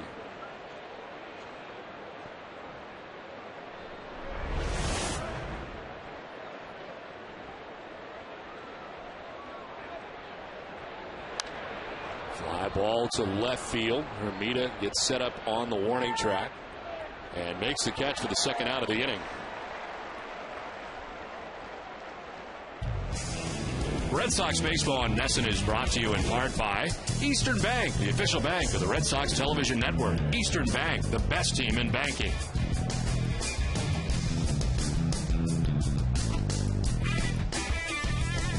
Scott Atchison has, for the moment, quieted this Rays offense. Scored 8 runs in the first 4 innings, and he's retired the last 4 batters that he has faced. B.J. Upton has flied out to left field and had a big 3-run home run in the 3rd inning.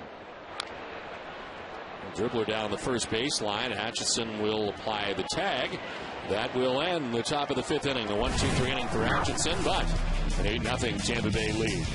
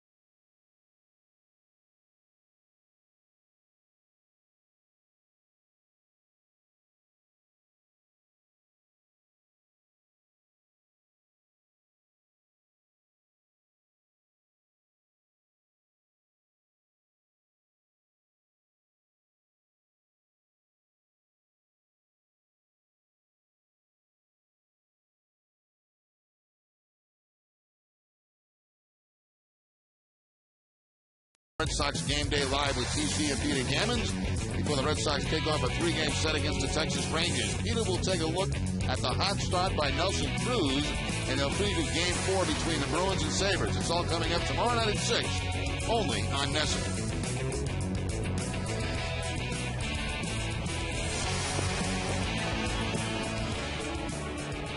Last half of the 5th inning, Red Sox trailing 8-0. There's Jeremy Hermida, Marco Scudero, Dustin Pedroia to bat. As Jeff Niemann pitches here into the 5th. Red Sox have had their share of base runners. They've left 5 men on base through the first 4 innings.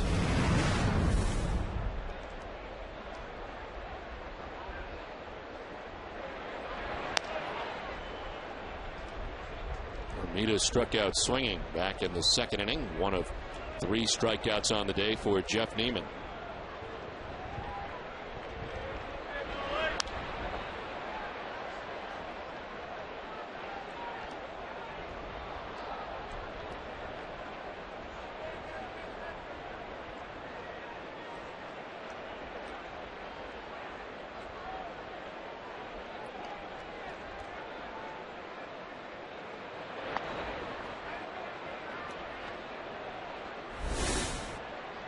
70 so far for Niemann.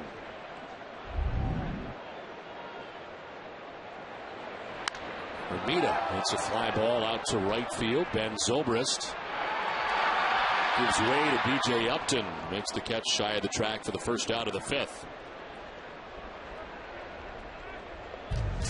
Whether it's banking, investments, or insurance, Eastern Bank is here to help you and your community win. And for each Red Sox win this month, the Eastern Bank Charitable Foundation will donate $500 to the Boys and Girls Clubs of Boston. One out in the fifth inning. Marco Scudero coming up. Marco's been aboard twice today from the top spot in the Red Sox order. Infield hit in the first inning and a walk in the third. That Boston Marathon has a scattered start, right, today? Yes. Well, who are those people we saw running by already? Must be the leaders, I would think. The elite runners. Those were the elite runners coming across. They lead it off, right? Yes. I thought there were a bunch of Rosie Ruizes just kind of jumped into the race. Fresh off the green line. He started 10:15 this morning. Earlier than that. Gets underway at 9:17. Oh, 9:17? Yes. I heard the flyover. That seems earlier than usual. Yeah, it does.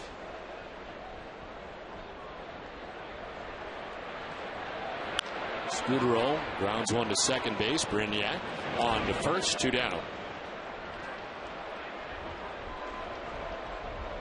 More runners heading into Kenmore Square.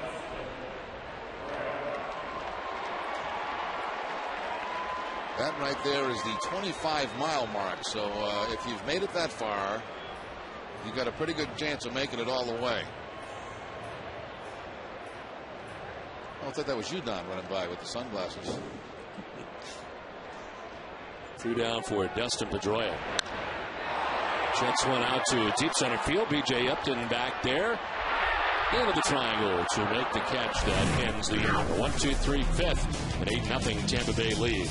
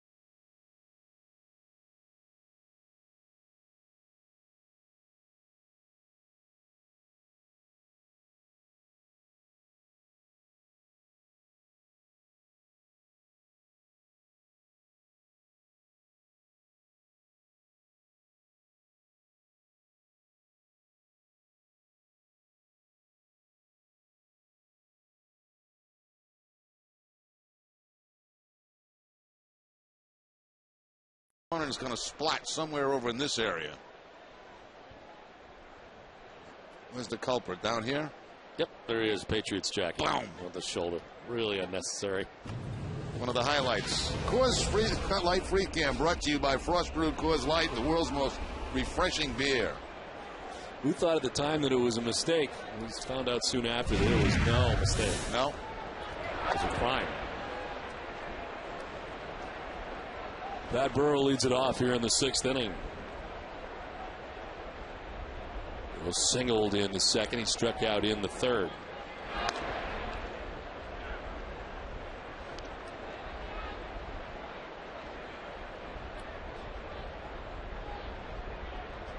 Atchison has retired 5 batters in a row, and Burrell will take him deep to left field and off the wall. Karen played quickly by Hermida. Burrell's got to hurry up, throw to second base, and he will be very out.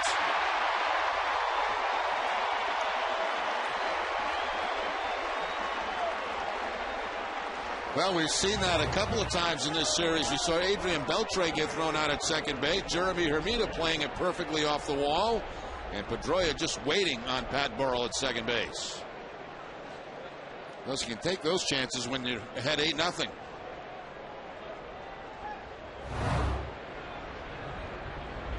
Works out to be the second hit for Burrell, but gun down at second base as Reed Brignac takes strike 1. Had a double his last time up, scored the 7th Rays run.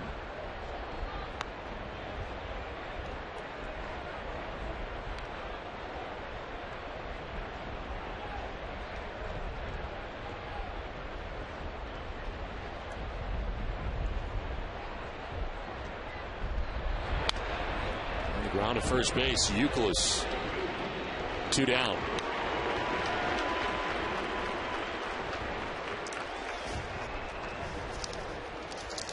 Sun back with us again, in and out of the clouds today. A cool day here at Fenway Park with a morning start and into afternoon. With 2 outs here in the 6th inning, and Deoner Navarro coming up.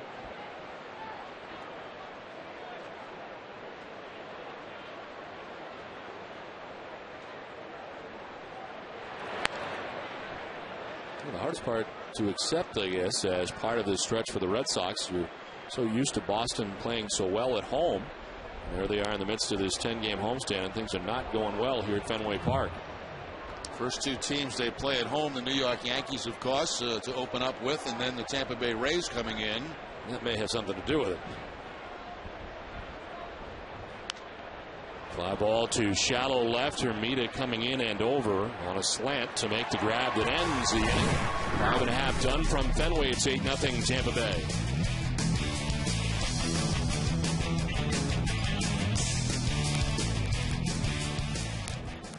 In the rotation. Atchie. I like Atchie. His job. He gets it and throws it. Doesn't mess around. When he's there.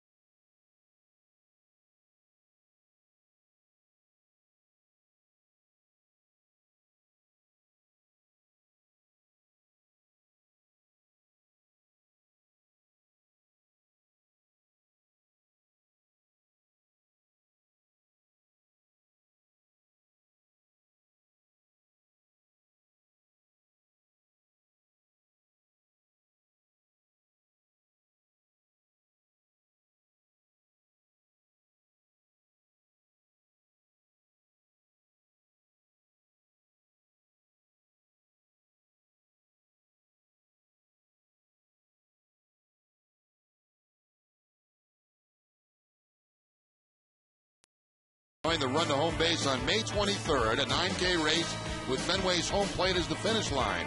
Participation is limited and advanced registration is required. The event benefits the Red Sox Foundation and MGH Home Base program. Visit runtohomebase.org for details and sign up today. I have now over 35 runners signed up. Gentleman who created that program right there, the chairman of the Red Sox, Tom Werner. Not enjoying the game so far today. Nice to be outdoors today at Fenway Park, but score not so much. Red Sox trailing 8-0 as we head to the bottom of the 6th inning. Ramon Ramirez is up. 2 2/3 shutout pitching from Atchison. As we play along here to the bottom of the 6th inning, Victor Martinez, Kevin Youkilis, David Ortiz.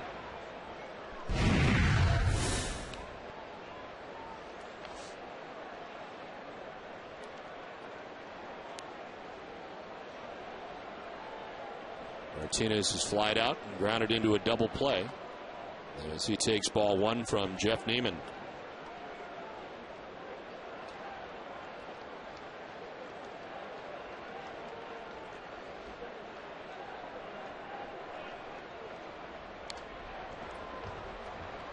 Niemann enjoyed his first 1-2-3 inning of his outing in the fifth, getting Hermida, Scudero, and Pedroia.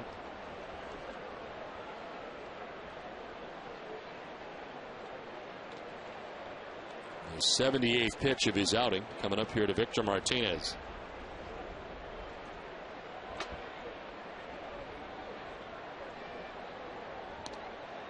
It's outside for ball two.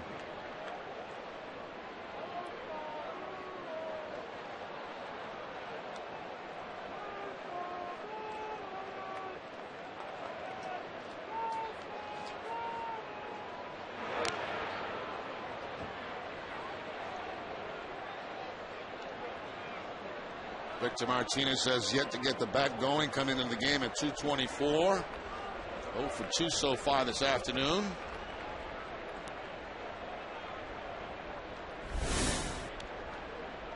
Youkilis on deck, and then David Ortiz here in the bottom of the sixth inning.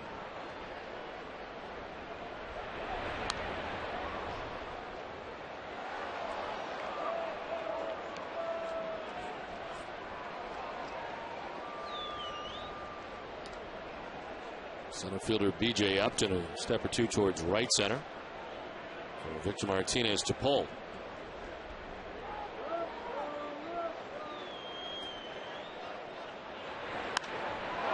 Fly ball to center field. Upton going back. And he makes the catch for the first out in the bottom of the sixth inning. On Wednesday, when the Bruins and Red Sox seasons collide, Game 4 of the Bruins-Sabres playoff series will be on NESN. And catch the Red Sox Texas game on NESN Plus. Find your NESN Plus channel, a complete programming lineup for the night. Visit NESN.com/NESN Plus.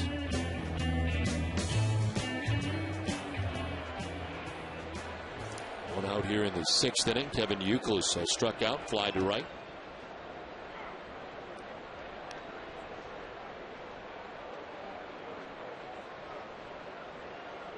3 strikeouts in the game for Jeff Niemann.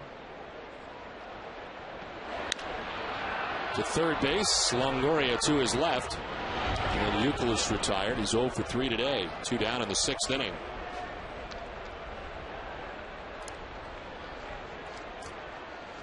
The no-nonsense decision of the series is brought to you by SBLI. Good decision Friday night by Frank Cohen to start Jason Veritek.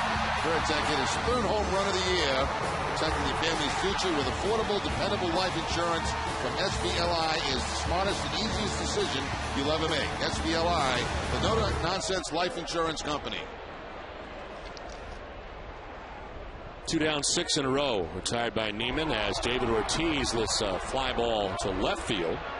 While Crawford in a few steps to make the catch. It ends the inning. Niemann rolling here in the middle innings as an 8-0 lead.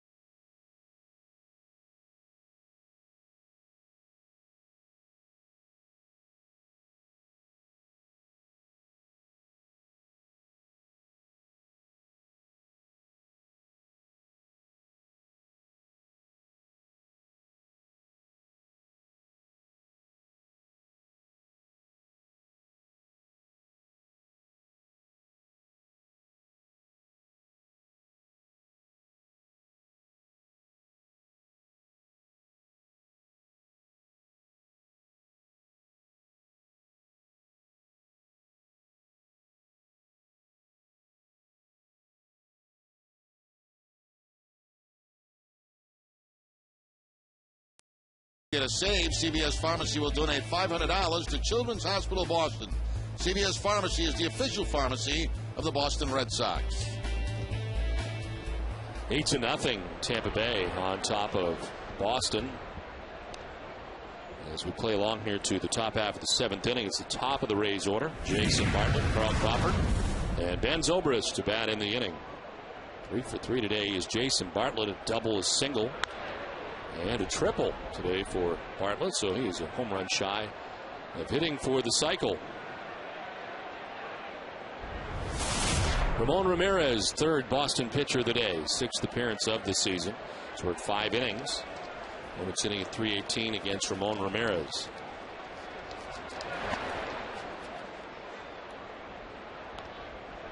Ramon has worked in this series, going 2 innings on Saturday. Striking out 2 batters.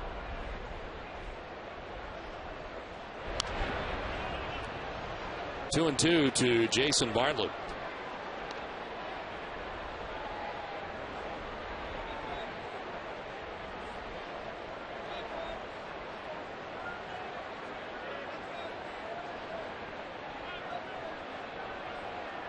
Not easy to do, but Scott Atchison quieted this Tampa Bay Rays lineup for a little while anyway. 2 2/3, he retired all the batters, with the exception of Pat Burrell, who singled but was gunned down at second base.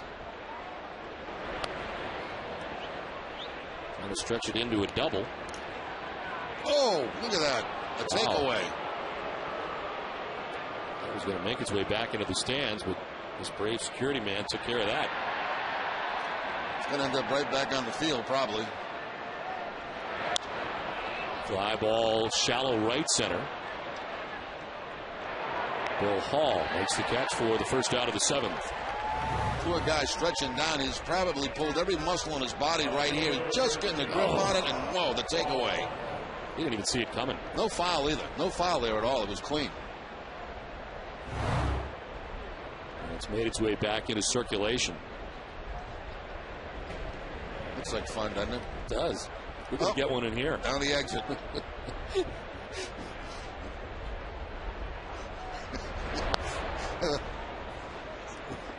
We got a lot of stuff in the closet back there. Maybe there's a beach ball in there, too. We get stuff in the closet from like 10 years ago. The one-on-one volleyball.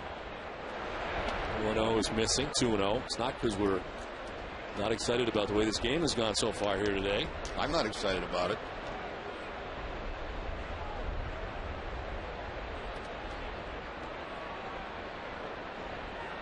(2-0) to Carl Crawford.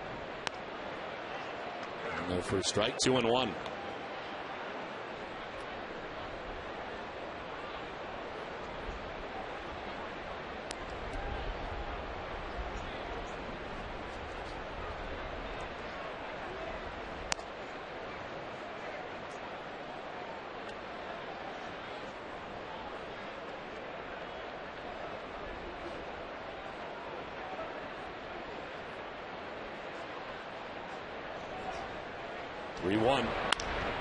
Line into right field. Base hit for Carl Crawford, his 2nd hit of the day.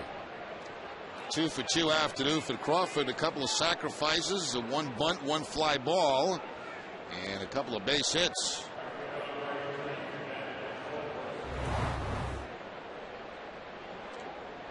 Fastball from Ramirez away, and he still hooks it into right field for the base hit.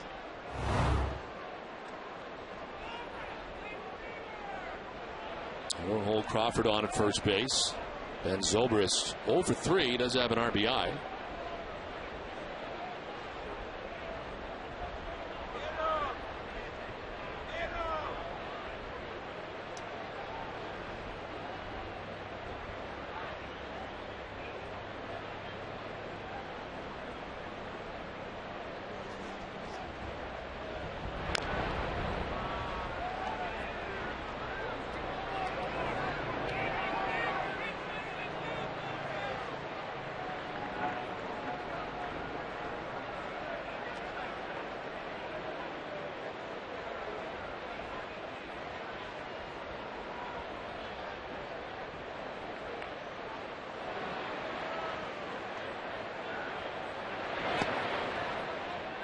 Ball and a strike to Ben Zobrist. Mackey started today with 3 1/3, giving him 9 hits and 8 runs. Walked a batter, struck out 3. Scott Atchison not allow a run in his 2 2/3. And now Ramon Ramirez has 1 out in the 7th. Ground ball to first base. Youkilis will try. No, he's going to take it to the bag for an out. But Crawford gets to second base. Took a look in that direction. Thought about trying to start the double play, but could not. Elected just to get the out at first. Yeah, why chance it with the speed of Kyle Crawford? Make a bad throw, trying to force it. Instead, Youkilis takes a look to second base. Didn't really feel it cleanly, and then it spun around and got the out at first.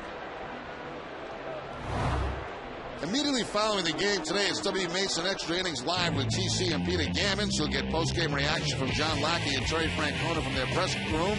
And TC and Peter will recap the series against the Rays, plus a preview of the pivotal Game 3 between the Bruins and Sabres tonight at the Garden, including a special phone-in guest, the Bruins' Mark Savard. It's all coming up right after the game on W. Mason Extra Innings Live. 2 down, Carl Crawford is at second base. Evan Longoria, the batter. He's grounded out, doubled, and struck out. His double in the 3rd plated a run. 11 RBIs out of the gate. To left field, Hermida coming in and makes the catch on the sinking liner. That ends the top of the 7th inning. 7th inning stretch. Rays on top 8-0.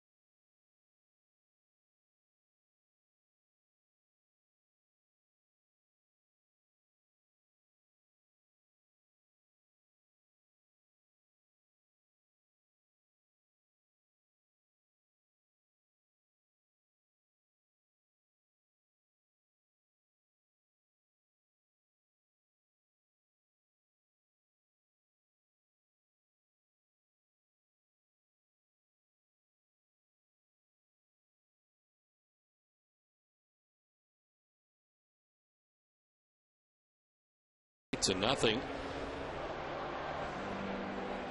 as the runners making their way into Kenmore Square. 25-mile mark right there.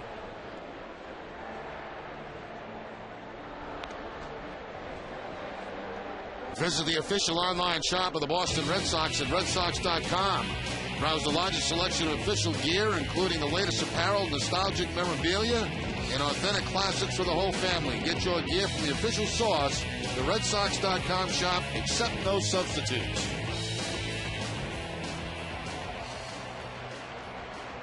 Well, thank you very much, Caribou. Well, we head to the bottom of the 7th inning. And more good starting pitching today from the Rays. In fact, their starters in this series, in the last 25 2/3 innings, they've given up 5 runs, a 1.75 earned run average against the Red Sox, who have not been able to do very much at all with the Rays starters. And yesterday, Garza was really good.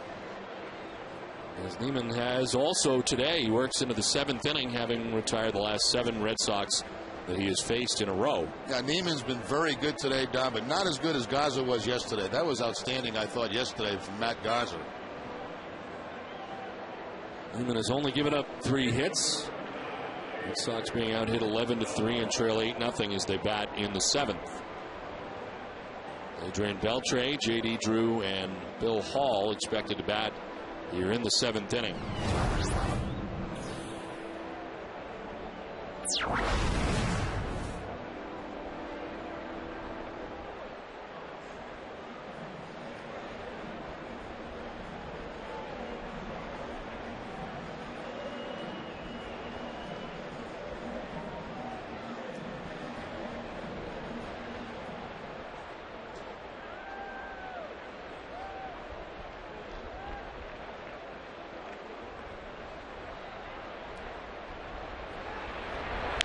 Beltre hits one high in the air and deep to left center field. Back goes Upton to make the catch. He's kind of died out there in left center field for Beltre, and there's one out in the 7th.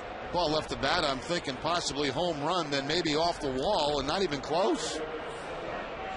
Cross swing today, going from left to right field, knocks this ball down. Chases B.J. Upton to the warning track. And plenty of room to make the grab for the first out of the 7th inning.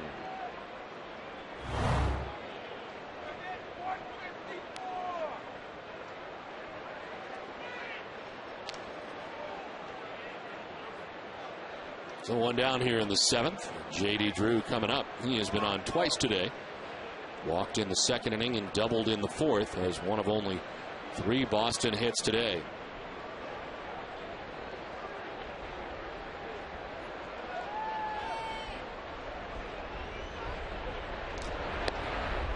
And it's strike 1 to Drew. 8 in a row retired by Jeff Niemann.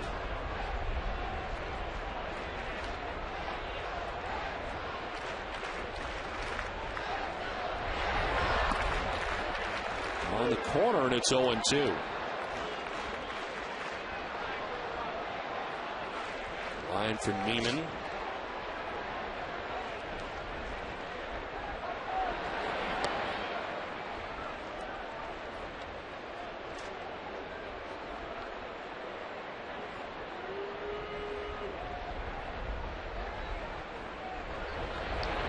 Swing and a miss. Drew strikes out. It's the 4th K for Niemann.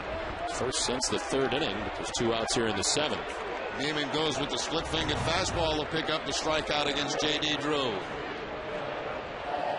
Good action down and away from Drew.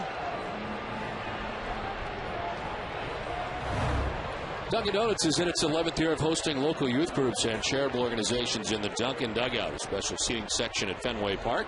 Thousands of children have had the chance to catch a Red Sox home game thanks to Dunkin' Donuts. As always, we thank them for refreshments in the booth. 2 down here in the 7th inning. Bill Hall 0 for 2.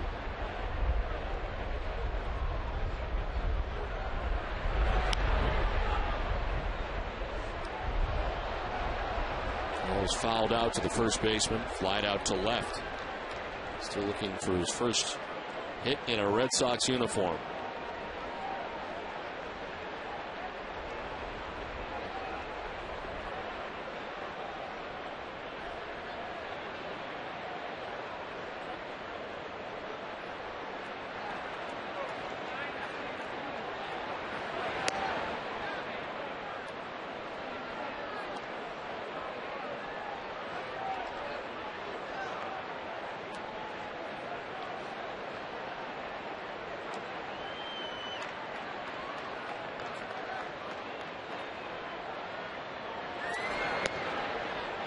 Two and 2 to Hall.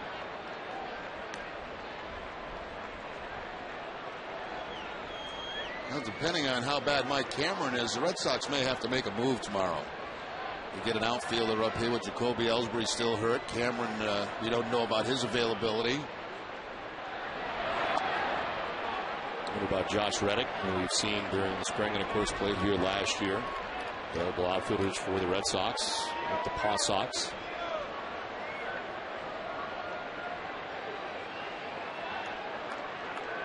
Three-2. It is fouled off. We'll do it again.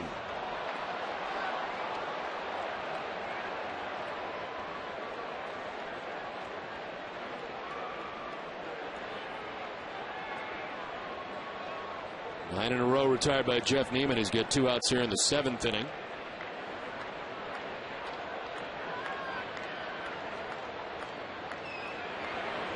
Hall to left. Crawford back's going to be over his head and off the wall. There's the first elusive first hit for Bill Hall in a Red Sox uniform.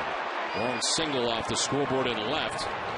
And the Red Sox have a base runner with 2 down in the 7th. First hit the Red Sox have had since the double in the 4th inning by J.D. Drew. Line shot off the scoreboard part of the wall, and wisely, Bill Hall holds up at first base.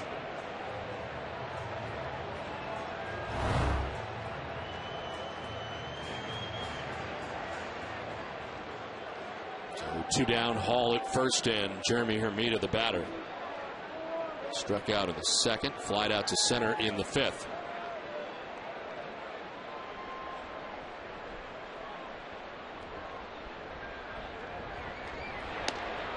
Takes ball 1 inside.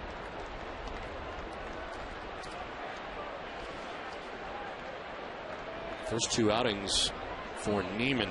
First one in Baltimore lasted just an inning and a third. The second one went 7, giving up 3 runs and had no decisions in both. There is action in the pen for the first time today. Andy Sonnenstein is up.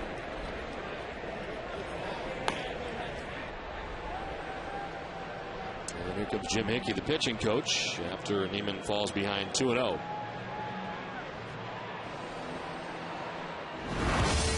Coming up after the game today, it's Granite City Electric Red Sox final with TC and Peter Gammons, where they'll preview tonight's biggest games around the majors. They'll also look ahead to Game 3 between the Bruins and the Sabres tonight at the Garden, plus a preview of the 3-game series versus the AL leader in home runs and RBIs, Nelson Cruz and the Rangers. It's all coming up after the game, only on NESN.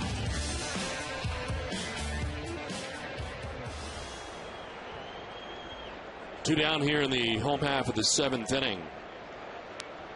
Bill Hall at first base after his single. Jeremy Hermida head in the count 2-0. And Hermida hits this one high to right field. Zobrist going back at the wall. Can't make the catch. It's gone. Jeremy Hermida hits his 2nd home run in a Red Sox uniform. And finally, Boston's on the board. It's now 8-2.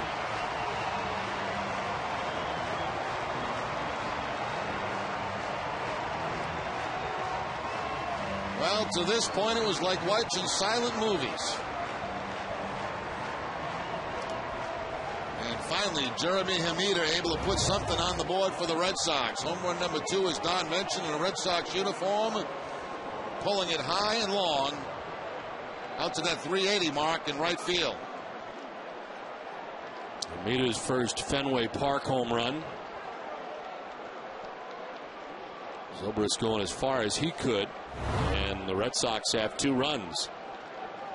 Finally getting to Niemann, breaking up a stretch. The single by Hall, 9 in a row retired by Niemann. The 100th pitch is popped up, and the first baseline comes Pena in foul ground. He makes the catch that ends the inning. We have played 7 full from Fenway on this Patriots Day. It's 8-2 Tampa Bay.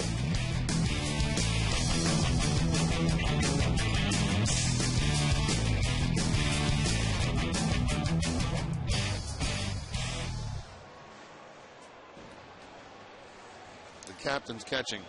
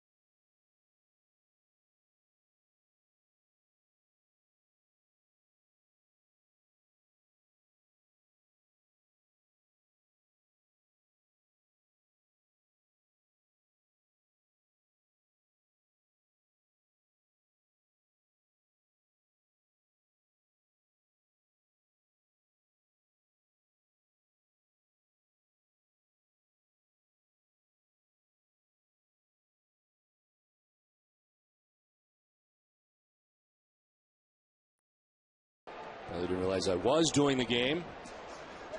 It's 8-2 Tampa Bay as a 2-run home run for Jeremy Hermida. He went for your normal 10-mile run anyway this morning. Hess and Hess Express are proud sponsors of the Red Sox and the Red Sox on Nesson. During the 2010 Red Sox season, Hess and Hess Express will donate $500 to the Pediatric Trauma Program at Children's Hospital Boston for every home run hit by the Red Sox. Hess and Hess Express committed to helping the cause. It is the 8th inning.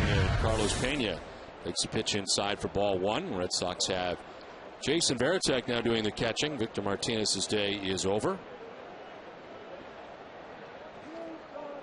Victor had gone 0 for 3 in the game.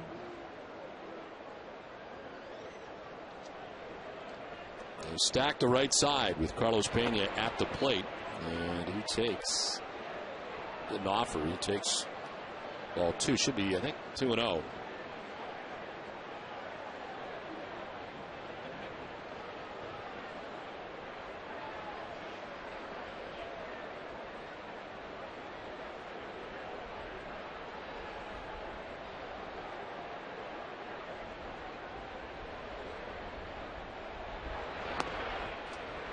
For a strike over the outside corner, and it's 2-1. A little tough this morning getting up for our production meeting prior to this game, 6 o'clock here at the ballpark. Yes.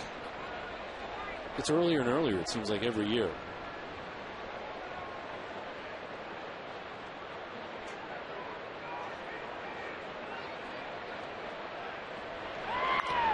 Cranks it foul into the Red Sox dugout. Look out.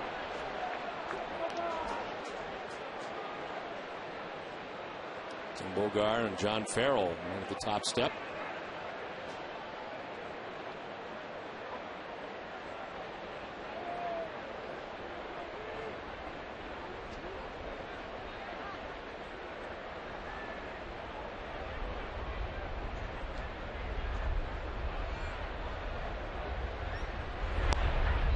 Ball 3, full count to Carlos Pena, followed by B.J. Upton.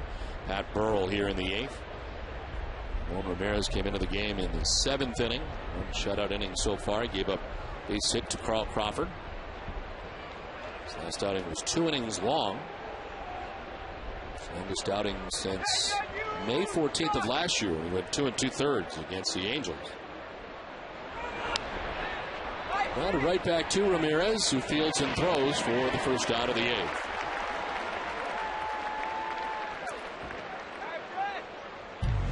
Red Sox baseball on Nesson is brought to you in part by Eastern Bank, the #1 SBA small business lender in Massachusetts. Eastern Bank, the best team in banking.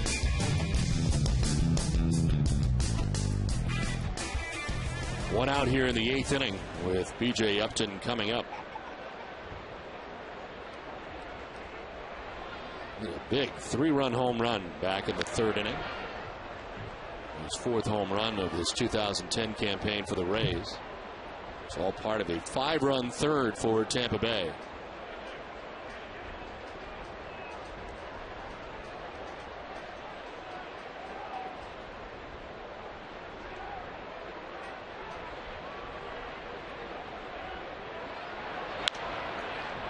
Fly ball to right field.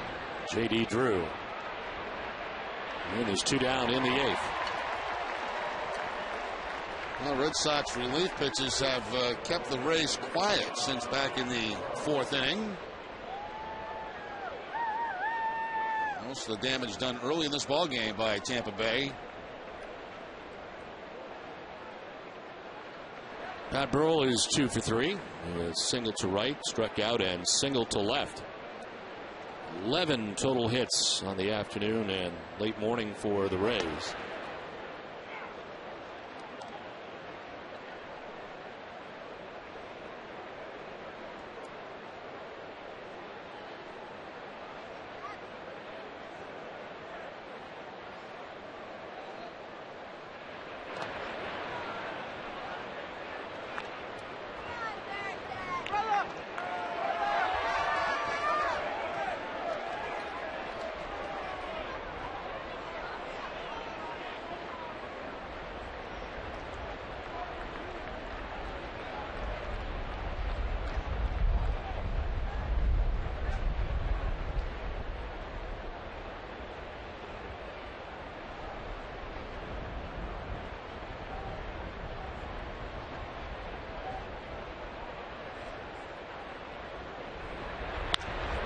flying down the left field line. The fair ball. One hops the wall into the corner as Burrell tries for second base, and this time will get there without any problem.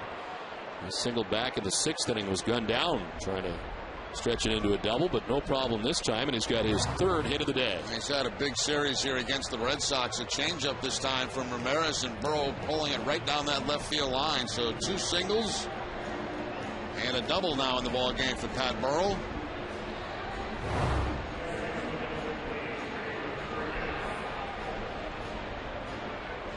So 2 outs, Burrell at second base, and Reed Brignac 1 for 3, a double back in the 4th inning.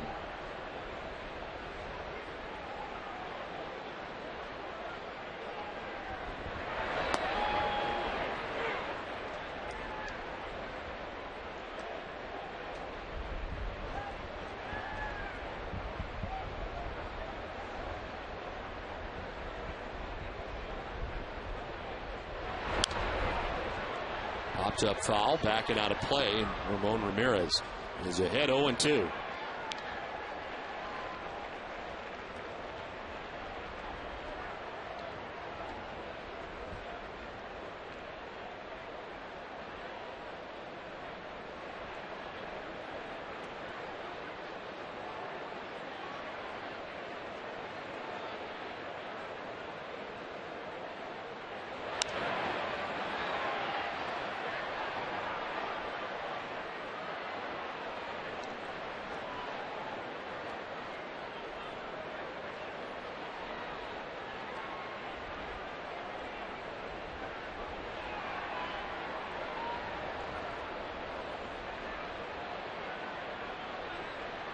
Two down, Burrell at second base. The 0-2 pitch. Brignac hits a fly ball out towards right center field. Drew moves over, calls, and makes the catch, which ends the top of the 8th inning. The Rays lead Burrell at second base, but lead it 8-2.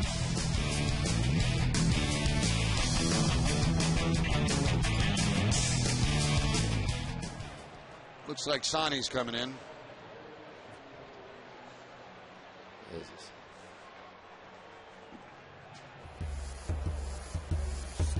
That's what I'm talking about.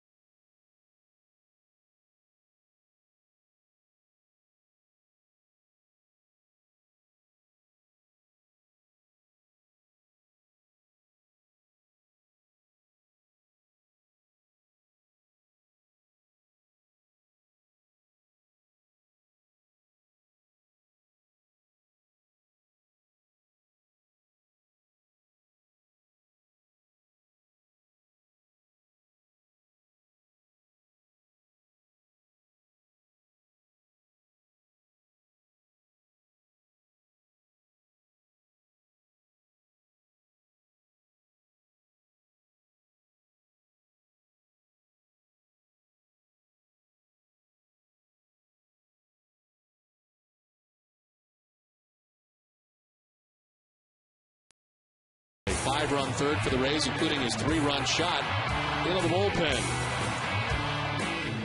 They've got very good offense and very good pitching. Jeff Niemann goes the first 7 innings. And the Red Sox finally get to him for 2 runs in the bottom of the 7th inning. Jeremy Hermita's first Fenway Park home run. And it is an 8-2 Tampa Bay lead as we get ready for the bottom of the 8th. 7 innings from Niemann, who allows the 2 runs you just saw. Eddie Sonnenstein, first from the pen for Tampa Bay, his 5th appearance of the year, 4.26 earned run average, and only had 3 relief appearances in his entire career coming into this season. But out of the pen for the Rays, opponents hitting at 240 against Sonnenstein. Very good outing for Jeff Niemann. It is 7 innings pitched, and he gives up 5 hits, 2 runs. He did walk 3 and struck out 4. As he heads to the clubhouse. Red Sox batting in the last of the 8th, trailing by 6 runs.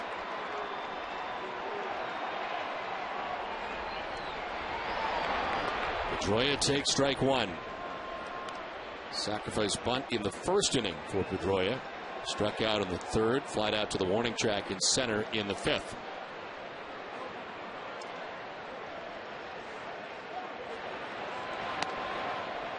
It's 0-2. Scott Schoenweiss swarming in the Boston pen. Already seen Atchison and Ramirez out of the Red Sox pen. John Lackey today lasting just 3 1/3 innings.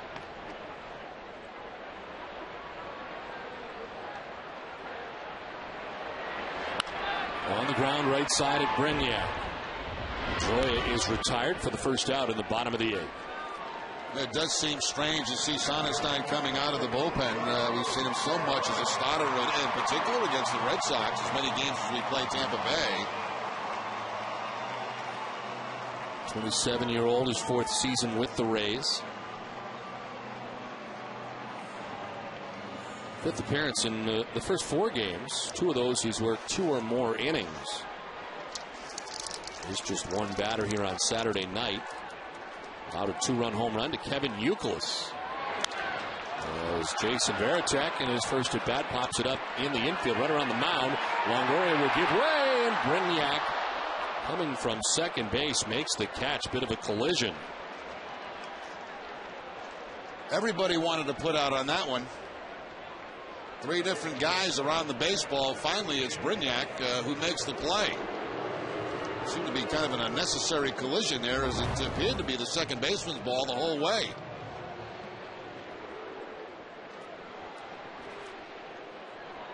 Longoria, he's covering a lot of ground, isn't he? Trying to get to that pop-up.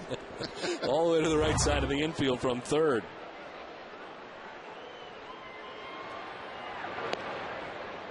It's all fun and games until somebody drops it. 2 down in the 8th. Youkilis 0 for 3. He struck out, flied out, grounded out.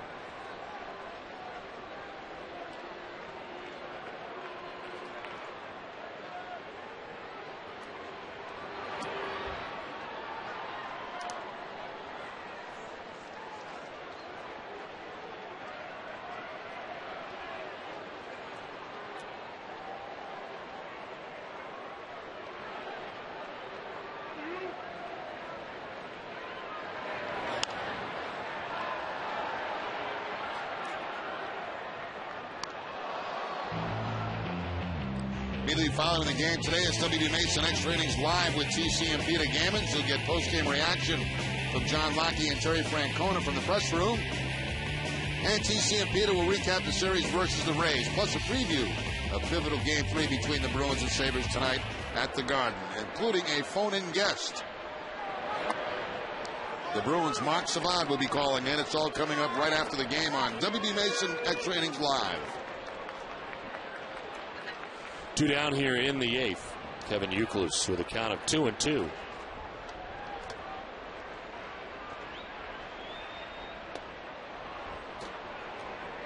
Missing on the breaking ball, full count.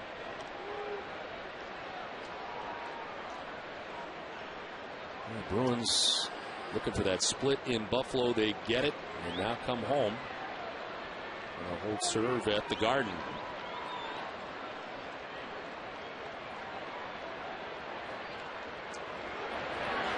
Youkilis on the ground to short. Bartlett to his left. It's a 1-2-3 8th inning. We head for the 9th. It is 8-2 Tampa Bay.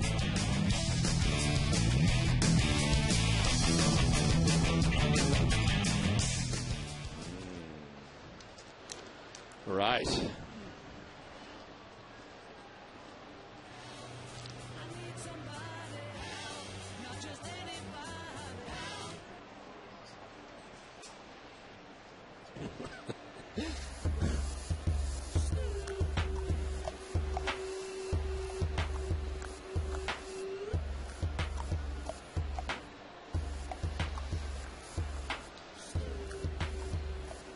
Yes, Jim.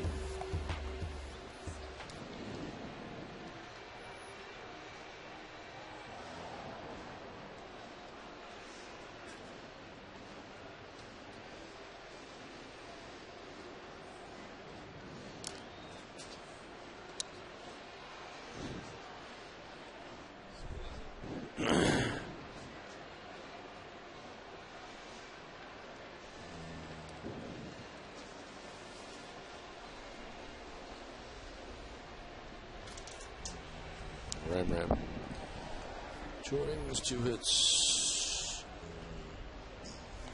Yes. That's gross. Ugh. They make it?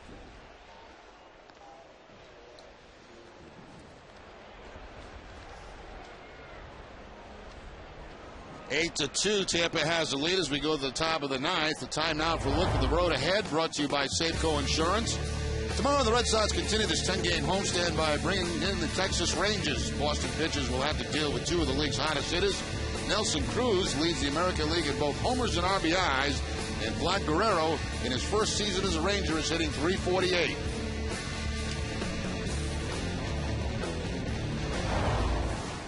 New pitcher for the Red Sox is Scott Schoenweiss, his 6th appearance for Boston, 4.76 earned run average. He's worked in 5 2/3. Opponent sitting at .250 against Schoenweiss. Comes on for Ramon Ramirez, who worked 2 innings, giving up 2 hits.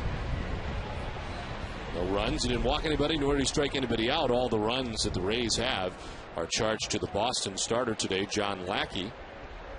Otherwise, Atchison and Ramirez not scored upon. And 4 2/3 innings of work as we head to the 9th inning.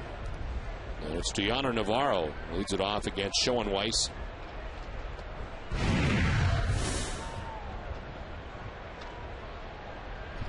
Schoenweiss worked 2 innings yesterday. Season high, his longest outing since May 23rd of 2008. He's a member of the New York Mets at that time. They were at Colorado. His longest outing in the American League since 2006. He was pitching for Toronto.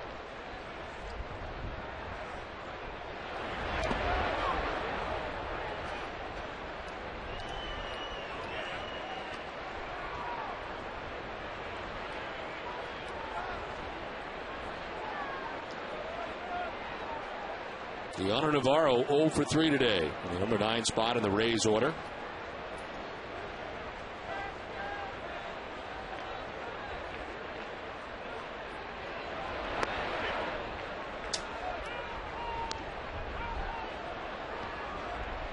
Slow start for Navarro at the plate. All the offense the Rays have had is 0 for 3 today and came in hitting at 176.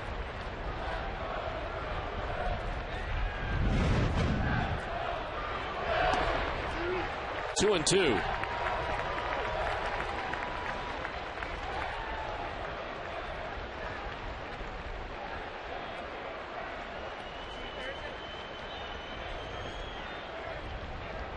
Plenty of offense supplied by that guy. 3-run home run back in the 3rd inning. 5-run 3rd for the Rays. Tack on 2 more in the 4th and lead at 8-2. Fouled off down the left field line.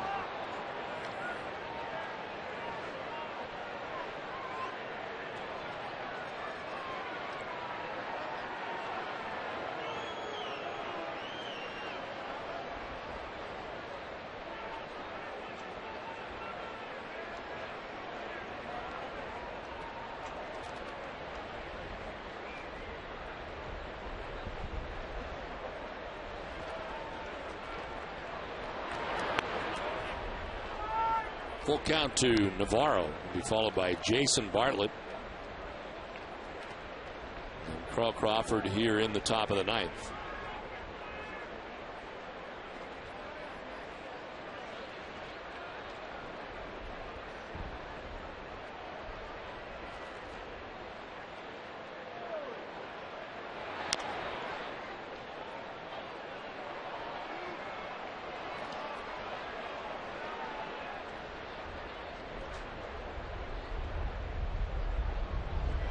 Well, the other action in the American League is tonight. Kansas City at Toronto, Detroit in Los Angeles, and Baltimore at Seattle.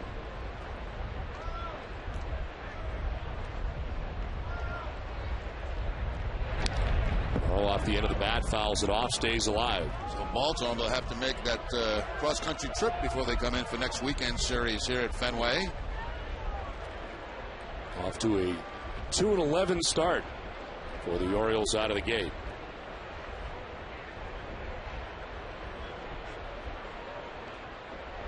Going to be a much improved team during the offseason, but not resulting in many victories in the early portion of the season. Ball 4, Schoenweiss finally loses Navarro, who's aboard to begin things here in the 9th. Just the second walk given up by Red Sox pitching on the day.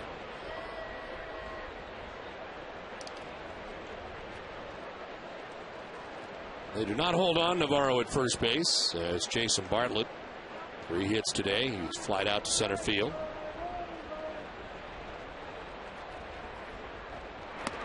And takes ball 1. Home run shy of hitting for the cycle today.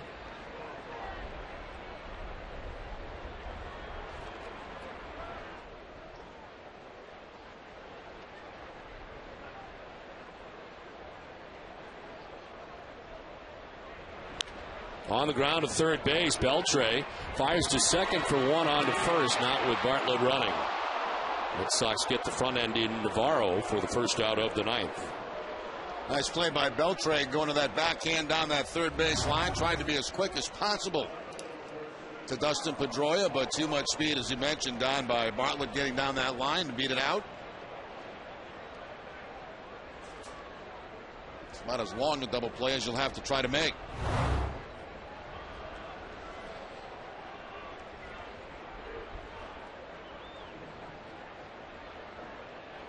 So 1 out, Bartlett at first base, and Carl Crawford the batter.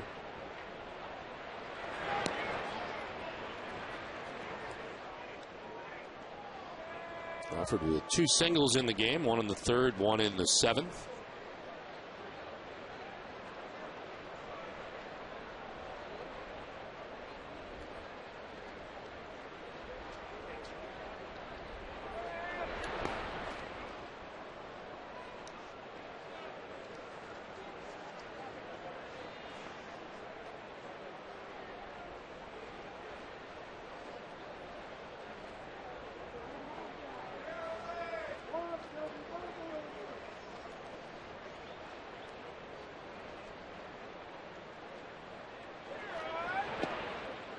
There's a strike over the outside corner, 2-1.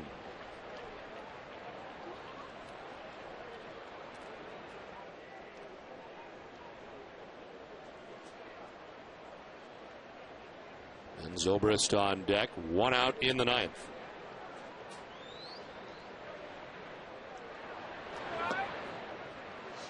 Three and 1 to Crawford.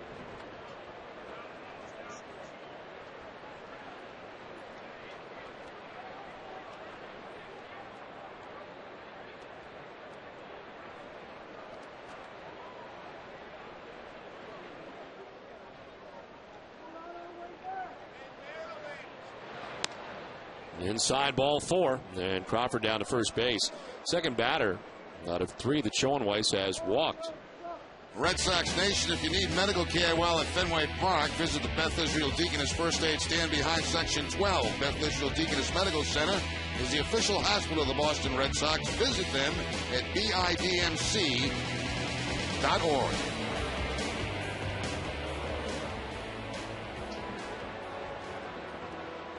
2 on, 1 away here in the 9th inning. Rays trying to add on to their 6-run advantage. Ben Zobrist 0 for 4 today with a run batted in. 2 groundouts, 2 strikeouts at the plate for Ben Zobrist. Pops it up, foul ground as Youkilis heads towards the tarp area, still going and doesn't have a play. Pedroia was there, Drew was there, and it lands on the dirt in foul ground. Right in the twilight zone. Nobody can catch up to it. Youkilis looks like he tripped a little bit on the wall as he made an effort to slide and make that catch.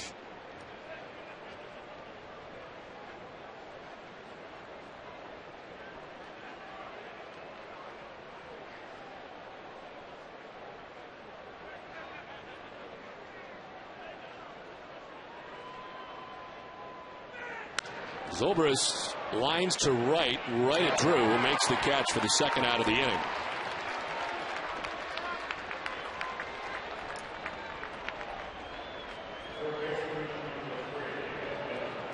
So 2 outs in the inning, 2 on, and Evan Longoria coming up. A 2-run double back in the 3rd inning.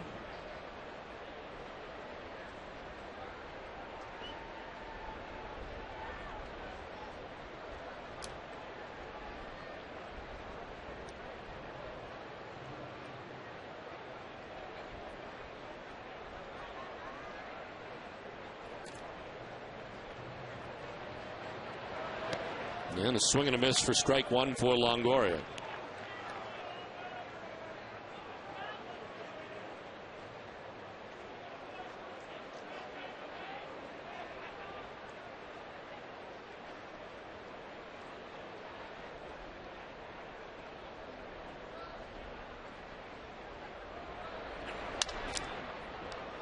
That breaks in his hands as he fouls it off. 0-2.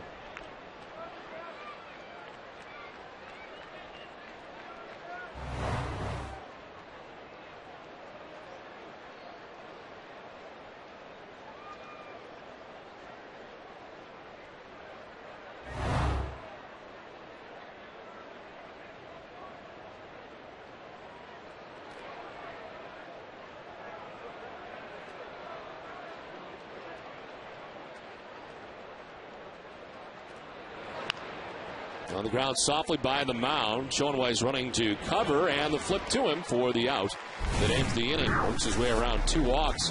We head to the bottom of the 9th. It is 8-2 Tampa Bay.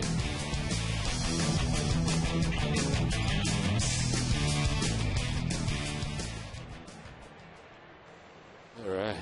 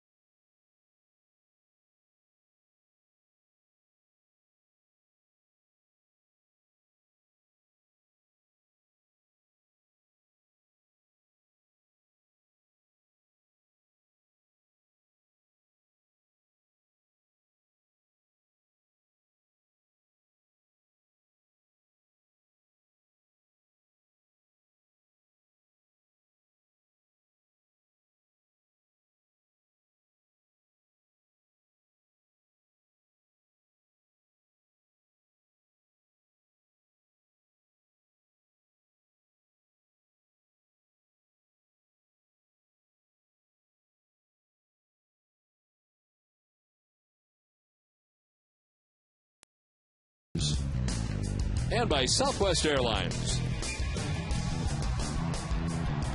Bottom of the 9th inning back at Fenway Park. It's 8-2. Tampa Bay on top of Boston. David Ortiz to lead it off here in the home half of the 9th inning. Andy Sonnenstein back on the mound for the Rays. He pitched the 8th, a 1-2-3 8th inning. Ortiz today has grounded out to first base, walked, and flied out to left.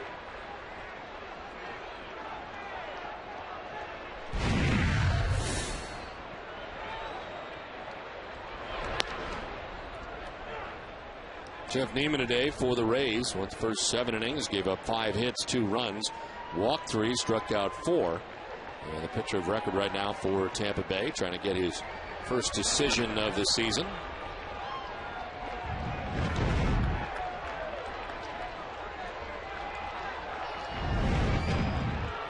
Joe Madden and the Rays trying to make it a clean sweep of the Red Sox in this 4-game series. Ortiz cannot hold up, and it's 1-2.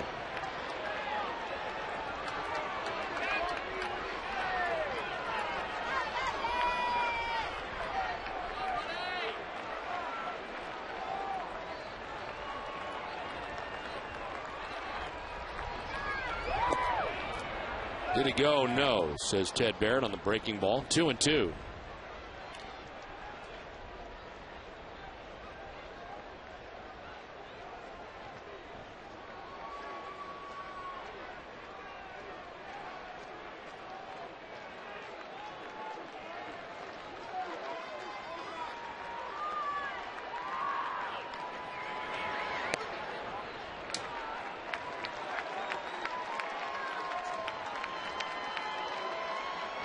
Schoenweiss walking 2 in the top of the 9th inning, but working his way out of it. Zobrist and Longoria retired by Schoenweiss. 3-2. Ortiz lines out to the first baseman, Carlos Pena. 1 down in the 9th. Ortiz has swung the bat better in this series, and here's an example, a line shot, but right at first baseman Carlos Pena. Ortiz 0 for 3 on the afternoon with a walk.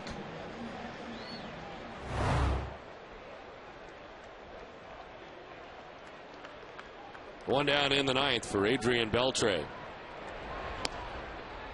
Beltre singled back in the 2nd inning, fouled out in the 4th, and flied out to the warning track in center field in the 7th inning.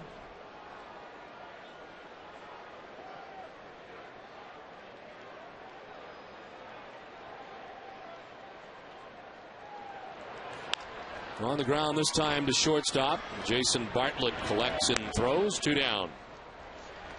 Coming up after the game today, it's Granite City Electric Red Sox final with TC and Peter Gammons. They'll preview tonight's biggest games around the majors. They'll also look ahead to Game 3 between the Bruins and the Sabres tonight at the Garden. Plus a preview of the 3-game series versus the AL leader in home runs and RBIs, Nelson Cruz and the Rangers. It's all coming up after the game, only on NESN. We'll be live on the stage here at Yawkey Way. J.D. Drew with 2 down. It's a ground ball softly right side. From shortstop comes Bartlett. The flip and the game. The Tampa Bay Rays have come into Boston for this first series at Fenway Park of 2010 and swept the Boston Red Sox in a 4-game series.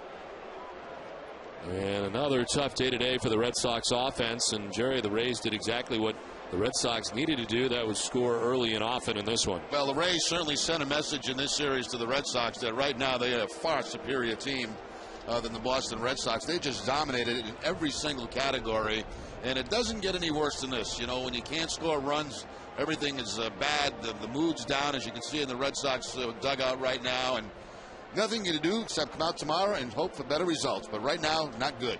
And a tough day today for John Lackey, who goes 3 1/3 innings and has dealt his